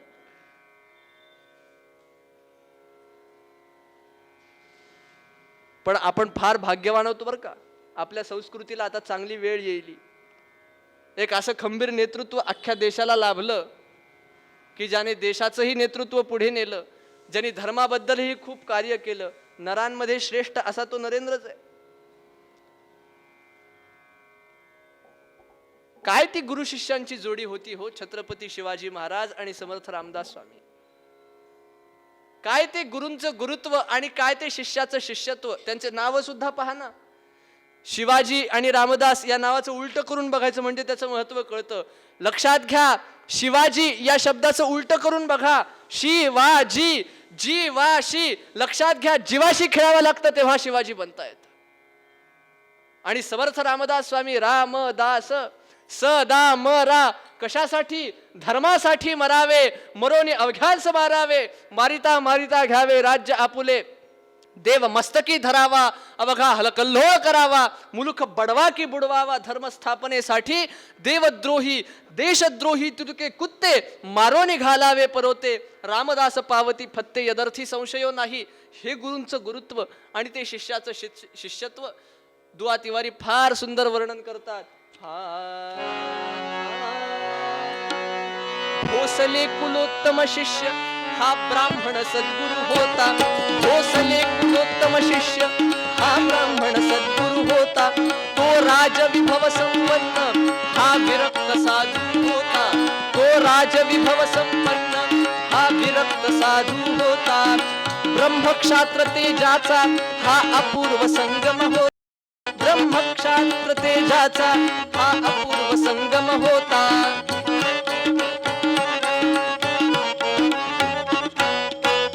अशा प्रकारे तो शिष्य गुरूंचा संगम. जेव्हा गुरूंचं पत्र शिवरायांनी वाचलं, समर्थांच्या कार्याबद्दल ठाऊक होतं, अधिक ओढ गुरूंच्या भेटीची निर्माण झाली. समर्थांना आपण भेटलं पाहिजे. तुकोबारायांनी सुद्धा उपदेश केलेला आहे समर्थांना, छत्रपती शिवरायांना. राया छत्रपती ऐकावे वचन, रामदासी ध्यान लावा वेगी, रामदास स्वामी सोयरा सज्जन, त्यासी तू नमन अर्पी बापा. गुरूंच्या भेटीची ओढ लागली. गुरूंच्या चिंतनात त्या दिवशी शिवबा झोपले, निद्रिस्त झाले आणि स्वप्नात प्रत्यक्ष समर्थ. भव्य रूप अति सुंदर दीक्षा. काय ते सुंदर रूप समर्थांचं. दाढी जटा वाढलेल्या, छातीवरती ते समर्थ बलदंड अशा प्रकारचं शरीर. आणि समर्थांनी स्वप्नामध्ये स्वप्न दृष्टांताच्या माध्यमातून शिवरायांना अनुग्रह दिला, नारळ दिलं. निद्रावस्थेतून शिवाजी महाराज दुसऱ्या दिवशी उठले आणि ते नारळ त्यांच्या उशाला होतं. काय अद्भुत योग. अतितीव्र ओढ निर्माण झाली गुरूंच्या भेटीची. आता गुरूंच्या भेटीशिवाय पर्याय नाही. जिजामातेला सगळं कथन केलं, जे काही वास्तव घडलं होतं ते. जिजामातेलाही खूप आनंद झाला. आणि आता राजे निघाले, त्यांनी घोड्याला टाच मारली. आता ते राजांचा घोडा होता, घोडी कृष्णी नावाची. आजकालचे घोडे शेठजीचा वेगळा, भटजीचा वेगळा, कीर्तनकाराचा वेगळाच. शेठजीचा कसा, शेठजी को घोडो खावे बहुत चालो थोडो, शेठजी को घोडो खावे बहुत चालो थोडो, ऊपर से मारो टोलो निच्च शेठजी ऊपर घोडो, पंढरीनाथ भगवान. हे कीर्तनकारांचा सुद्धा असा असतो. गोकुळाष्टमीचंच कीर्तन होतं एके ठिकाणी, खेड्यातलं गाव, खूप खेडं होतं ते महाराष्ट्रामध्ये. ते 3 तिकडा काम बिगडा सरकार असल्यामुळे ते फारच काय सुधारित रस्ते झाले होते. पण असो, बस काय मोटरसायकल जायला तयार नाही. मी त्यांना फोन लावला, पाऊस खूप आहे, काय करावं काही समजत नाही. आता रद्द करायचं का म्हटलं कीर्तन. नाही, रद्द कसं करणार, गोकुळाष्टमीचं कीर्तन आहे, महत्वाचं कीर्तन आहे, रद्द होत नाही. 50 वर्षांपूर्वीची परंपरा आहे, असं होऊ शकत नाही. तुम्ही काय करा, बस नाही येत ना, चिंता करू नका, बस स्टँडच्या बाजूला टांगेवाला आहे, तिथे जा. मी त्याला फोन करून सांगतो, तो तुमच्यासाठी घोडा रेडी करून ठेवेल आणि त्या घोड्यावर बसून तुम्ही या. म्हटलं ठीक आहे. आता घोड्यावरच बसून जायचं. मी गेलो त्या टांगेवाल्याजवळ. त्या टांगेवाल्याने सांगितलं, ये मेरा बेटा है, मुझे सवारी लगी है, मैं जा रहा हूं, आप ये 6-7 घोड़े हैं, इसमें से जो पसंद आए वो लेके जाओ. म्हटलं बर. त्यातला एक घोडा मी सिलेक्ट केला. काळा शार, पांढरा टिक्का, 36 खोड्या उंच, अशा प्रकारचा देखणा, सुंदर अशा प्रकारचा तो घोडा. म्हटलं ये घोडा दे जाओ. ते पोरग म्हटलं नाही महाराज जी, ये घोडा मत ले जाओ. म्हणला अरे तुझ्या पप्पानी सांगितलंय, म्हटलं हे घोडा देऊन टाक, मला कीर्तनाला जायचंय, जास्त वाद घालू नको माझ्याशी. मी त्याला रागवलं हो. तो तळमळीने सांगू लागला, कळवळ्याने सांगू लागला बिचारा. आणि मी त्या घोड्यावर बसलो विचार करू लागलो, महाराणा प्रताप कसे बसत असतील, शिवाजी महाराज कसे बसत असतील. आता विचारच करायचा म्हटल्यावर काय, गेलो गावाच्या बाहेर आणि तितक्यात ते घोडं थांबलं. आता काय करावं, घोड्याच्या खाली उतरून मला कळलं ना याची टायरची हवा गेली का हे पंक्चर झालं. मग मला काही करता येईना. मी त्या टांगेवाल्याला फोन लावला, अरे आपका ये घोडा रुक गया, आप कौन सा घोडा ले गए, वो सबसे सुंदर सबसे बढ़िया जो दिखता था वो. तो टांगेवाला म्हणाला, महाराज जी आपने बहुत बड़ी गड़बड़ कर दी. मतलब क्या गड़बड़ कर दी, वही तो बोल रहा हूं महाराज जी आपने बहुत बहुत बड़ी गड़बड़ कर दी. म्हटलं अरे गडबड क्या कर दी, वही तो बोल रहा हूं महाराज. अरे म्हटलं गडबड काय केली ते सांग. महाराज जी आपने गड़बड़ कर दी, ये घोड़ा बारात का है. म्हटलं बारात का, बारात का हुआ तो क्या हुआ. म्हटलं नहीं महाराज जी वही तो बोल रहा हूं आपने बहुत बड़ी गड़बड़ कर दी, ये घोड़ा बारात का है, जब तक इसके सामने कोई नाचता नहीं तब तक ये चलताच नहीं. म्हणलं तो आप क्या करूं. तो टांगे वाला म्हणला आपके पास मोबाइल है. म्हणलं हाँ. उसमें गाने हैं. म्हणलं हाँ. कीर्तनकार आहे. म्हणलं गाणे असायलाच पाहिजे. लगा और नाचो, दुसरं काय. हे असे कीर्तनकारांचे घोडे. शिवरायांची घोडी तशी नव्हती. एकनिष्ठ महाराणा प्रतापांचा घोडा पहा, राणी लक्ष्मीबाईंचा घोडा पहा, शिवरायांची घोडी पहा. कृष्णी नावाची टाच मारली, शिंगणवाडीला जाऊन पोहोचले आणि आपल्या स्वप्नामध्ये जशी समर्थांची अतिदिव्य मूर्ती त्यांना दिसली, त्याच पद्धतीचं समर्थांचं ते भव्य दर्शन शिवाजी महाराजांना झालं. अत्यानंद झाला, महदानंद झाला, साष्टांग प्रणाम केला आणि समर्थांनी छत्रपती शिवरायांना अनुग्रहित केलं, कृपांकित केलं. जय जय रघुवीर समर्थ. आपला मुद्दा आहे, आता कृपांकित तर केलं, पण शिष्याची परीक्षा सुद्धा घ्यायला पाहिजे. शिवाजी महाराज पुन्हा राज्याचा कारभार पाहायला निघून गेले. आता शिष्याची परीक्षा घ्यावी या उद्देशाने समर्थांनी विचार केला आणि एक दिवस ठरवलं शिष्याची परीक्षा घ्यायची. काकडा आरती झाली, समर्थ उठले नाहीत. सगळं स्नान संध्या जप तप शिष्यांचं सगळं झालं, आन्निक झालं. आता नाश्त्याची वेळ झाली, समर्थ आणखी उठले नाहीत. समर्थ काय करतायत, समर्थ काय करतायत, काय कुणाला काही कळत नाही. म्हणून त्यांच्या स्थळी जाऊन पाहिलं. पाहतात तो काय, समर्थ गडबडा लोळायला लागले. गडबडा लोळायला, वाचवा वाचवा वाचवा वाचवा, मला या संकटातून वाचवा वाचवा. शिष्य थक्क झाले, आश्चर्यचकित झाले. अहो समर्था काय झालं तुम्हाला, बोलण्याच्या स्थितीत नव्हते. समर्थ गडबडा लोळू लागले, वाचवा वाचवा. शिष्य म्हणाले, अहो समर्थ आम्हाला सांगा, आम्ही काय उपाय करू शकलो तर आपल्याच कृपेने आपलं राय. आणि समर्थ एकदम बोलून गेले, पोटशूळ पोटशूळ. उठला, वाचवा वाचवा एवढेच बोलू लागले. शिष्य भयानक चिंतावस्थेत गेले. काय करावं काही समजत नाही. समर्थ गडबडा लोळतायत, त्यांचा तो आक्रोश, त्यांचा तो आकांत, काय करावं काही समजत. समर्थ हो आपणच पर्याय सांगा, आपण आयुर्वेद जाणता. समर्थ म्हणाले, अरे वाचवा, या पोटशाळातून वाचवा. शिष्य पुन्हा पुन्हा विनंती करू लागले, अहो समर्था सांगा यातनं उपाय काय. ते म्हणाले, दूध दूध दूध. म्हटलं की सगळे शिष्य पुढे सरसावले. अहो दूध, लिटर लिटर 2-2 लिटर, राजहंस वारणा अरे कारे पुढेच पुढे आणून देतो तुम्हाला, कोणतं दूध पाहिजे सांगा. समर्थ म्हणाले, शेळीचे गायीचे, शेळीचे गायीचे म्हैसीचे नचही, शेळीचे गायीचे म्हैसीचे नचही गाढवीचे हो. समर्थ म्हणतात, शेळीचं नको, गायीचं नको, म्हशीचं नको, गाढविणीचं नको, कुणाचं नको. शेळीचे गायीचे म्हैसीचे नचही गाढवीचे हो, वाघिणीचे पयवावे. वाघीण शब्द ऐकला सगळे मागे. अहो आजकालच्या असल्या असते तर म्हणले असते, आम्ही आमच्या माईचं पिलं नाही, वाघिणीचं. वाघिणीचे पयवावे तिने आम्हा सदा बरे राहो. रामा रामा रामा रामा रामा हरे हरे रामा रामा रामा रामा सीतापते रामा रामा रामा रघुपते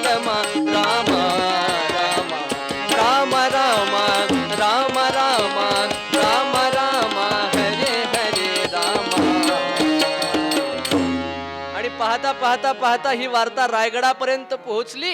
रायगडी वार्ता मग गेली, रायगडी वार्ता मग गेली, रायगडी वार्ता मग गेली, रायगडी वार्ता मग गेली. धावपळ झाली स्वारी पातली, छत्रपती आले गुरुचरणी, छत्रपती आले गुरुचरणी. वाघाची होती ज्यांची करणी, धन्य ती जिजाबाई जननी रजी जी जी. राजे आले, राजे आले. रायगडावरती वादरा पोहोचतात.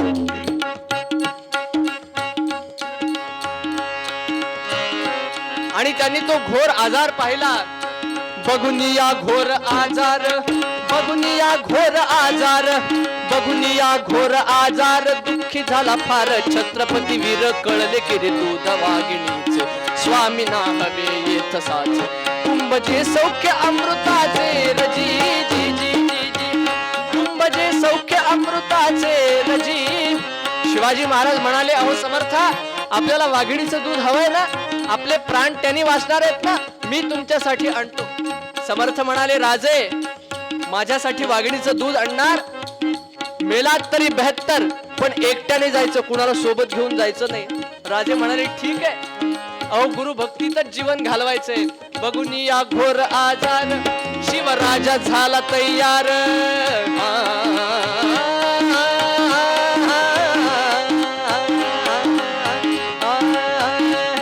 शिवराजा झाला तयार, शिवराजा झाला तयार, शिवराजा झाला तयार. छत्रपती वीर तळहाती शिर, घोडा फेकला वनामा.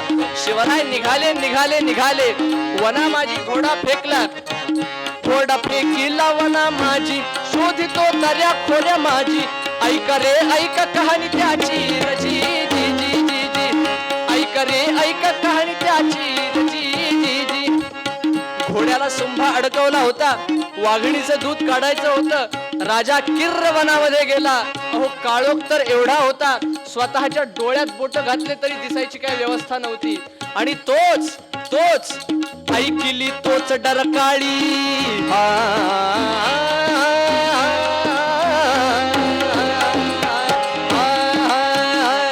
ऐकिली तोच डरकाळी, ऐकिली तोच डरकाळी. होती बसलेली समोर पाहिली, पान पाजीत शावकाला, पान पाजीत शावकाला, पान पाजीत शावकाला.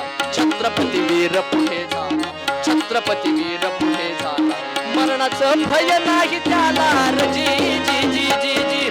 मरणाचं भय नाही त्याला रजी जी जी जी जी. आहा, वाघिणीची डरकाळी ऐकली, कानोसा घेतला, शोध घेत शिवराय हिंडले. आणि पाहतात तर काय, समोर वाघीण बसलेली. आपल्याला मांजर आली की भीती वाटते बघ. वाघीण समोर, वाघीण कोण? अहो वाघीण बसलेली समोर, शावकांना पान्हा पाजते. टापांचा आवाज झाला, टापांचा. वाघीण सावध झाली, गुर्र गुर्र कन छत्रपती शिवरायांना बघू लागली. आणि आपल्या शावकांना तिने पंजाने बाजूला सारले. वाघिणीचे नजरे शिवरायांच्या नजरेत, शिवरायांची नजर वाघिणीच्या नजरेत. शिवराय दबक्या पावलाने पुढे जातात आणि जो तीव्र झडप शिवरायांवर घातली, आहा, तो सुंभा कुठल्या कुठे पडला. झडप घातली, झडप घातली, झडप घातली. शिवरायांचं शरीर रक्तबंबाळ झालं. काय करावं, काय करावं काही समजत नाही. पण शिवरायांना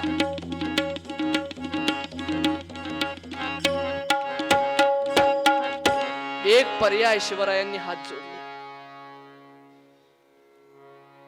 शिवरायांच्या नेत्र कमलातनं अश्रुधारा वाहू लागल्या.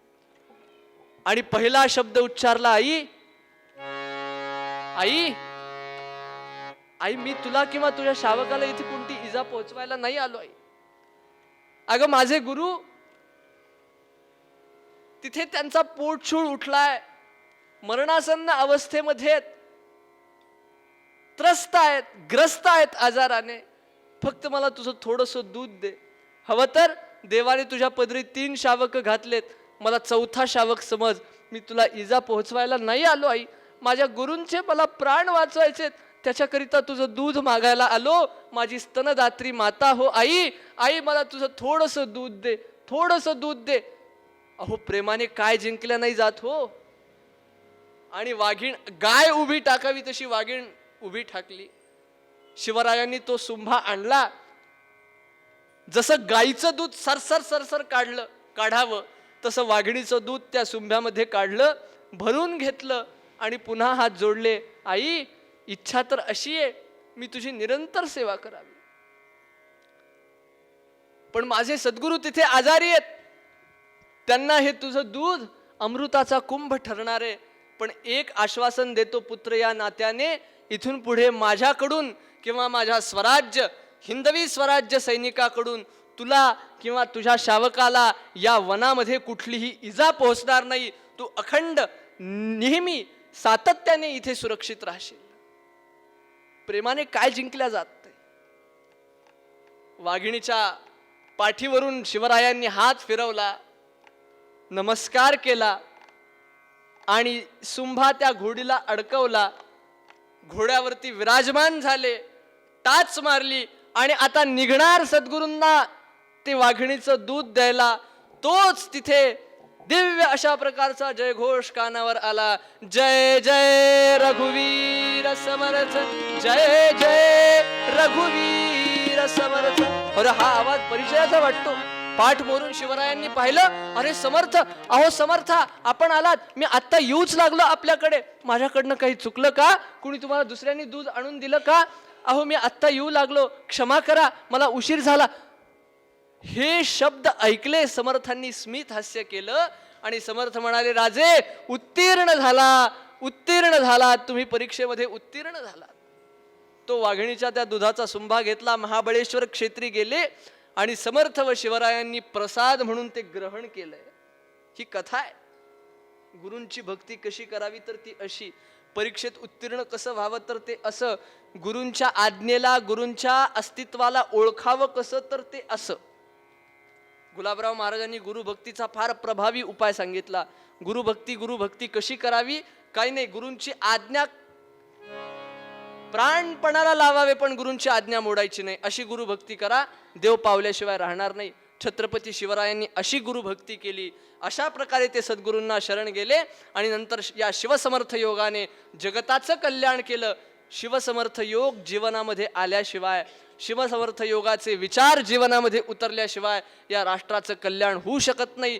या शिवसमर्थ योगाची या राष्ट्राला, या जगाला, संपूर्ण ब्रह्मांडाला नितांत आवश्यकता आहे. या शिवसमर्थ योगाचा आपण विचार करावा, छत्रपतींच्या गुरुभक्तीचा विचार करावा आणि समर्थांच्या त्या अतिदिव्य विचारधारेचा आपण नित्य चिंतन करावं, त्याला चिंतनात ठेवावं.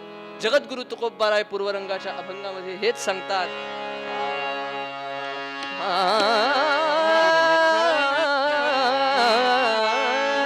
सद्गुरु वाचोनी सापडे ना सोय, सद्गुरु वाचोनी, सद्गुरु वाचोनी सापडे ना सोय. धरावे ते पाय आधी आधी, धरावे ते पाय आधी आधी आधी.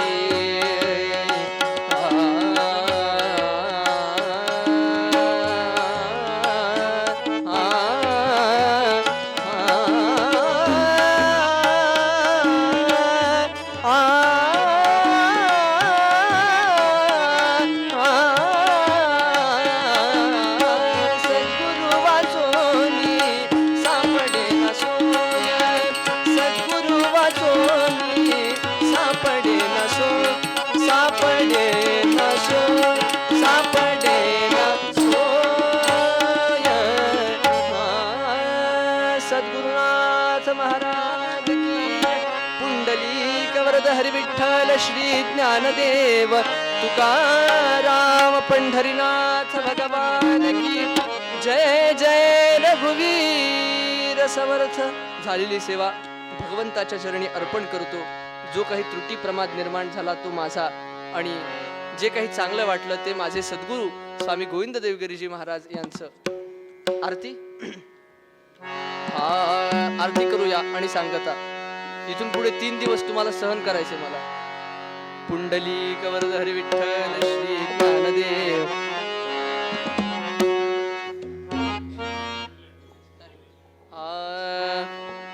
युगे 28 विटेवरी उभा वामांगी दलिकाच्या भेटी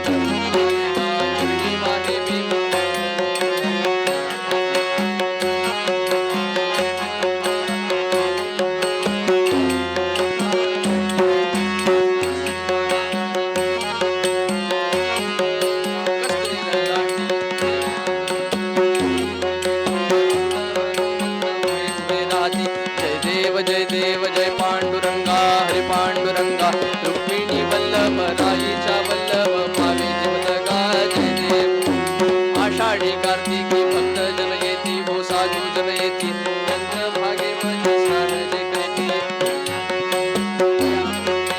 केशवासी नामदेव माधवासी नामदेव भावे ओवाळीती देव जय पांडुरंगा हरे पांडुरंगा रुक्मिणी वल्लभ राईच्या वल्लभ भावे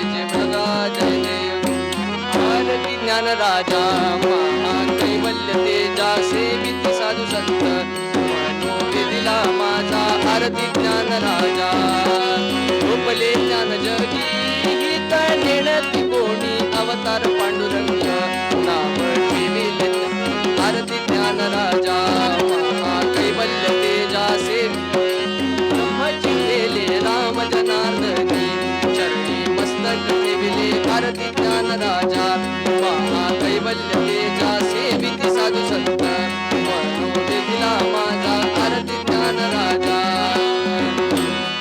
रामा स्वामी सद्गुरुरामा सच्चिदानंदमूर्ती पाय लागवी आम्हा आरती तुकारामा राघवे सागरात पाषाण तारिले तैसे तुकोबांचे अभंग रचिले आरती तुकारामा पिता तुझनेसी तुरासी आले म्हणून रामेश्वरी चरणी मस्तक ठेविले आरती तुकारामा स्वामी सद्गुरुराम सच्चिदानंद मूर्ती पाय लागवी आम्हा आरती तुकारामा खाली कांगणवती न चरण डोळ्यान पायी तुझे प्रेमे अलिंगन त्वमेव माता पिता त्वमेव बन्धुः सखा त्वमेव विद्या त्वमेव सर्वं कायेन वाचा मनसेन्द्रियर्वा बुद्ध्यात्मना वा स्वभावात् करोमि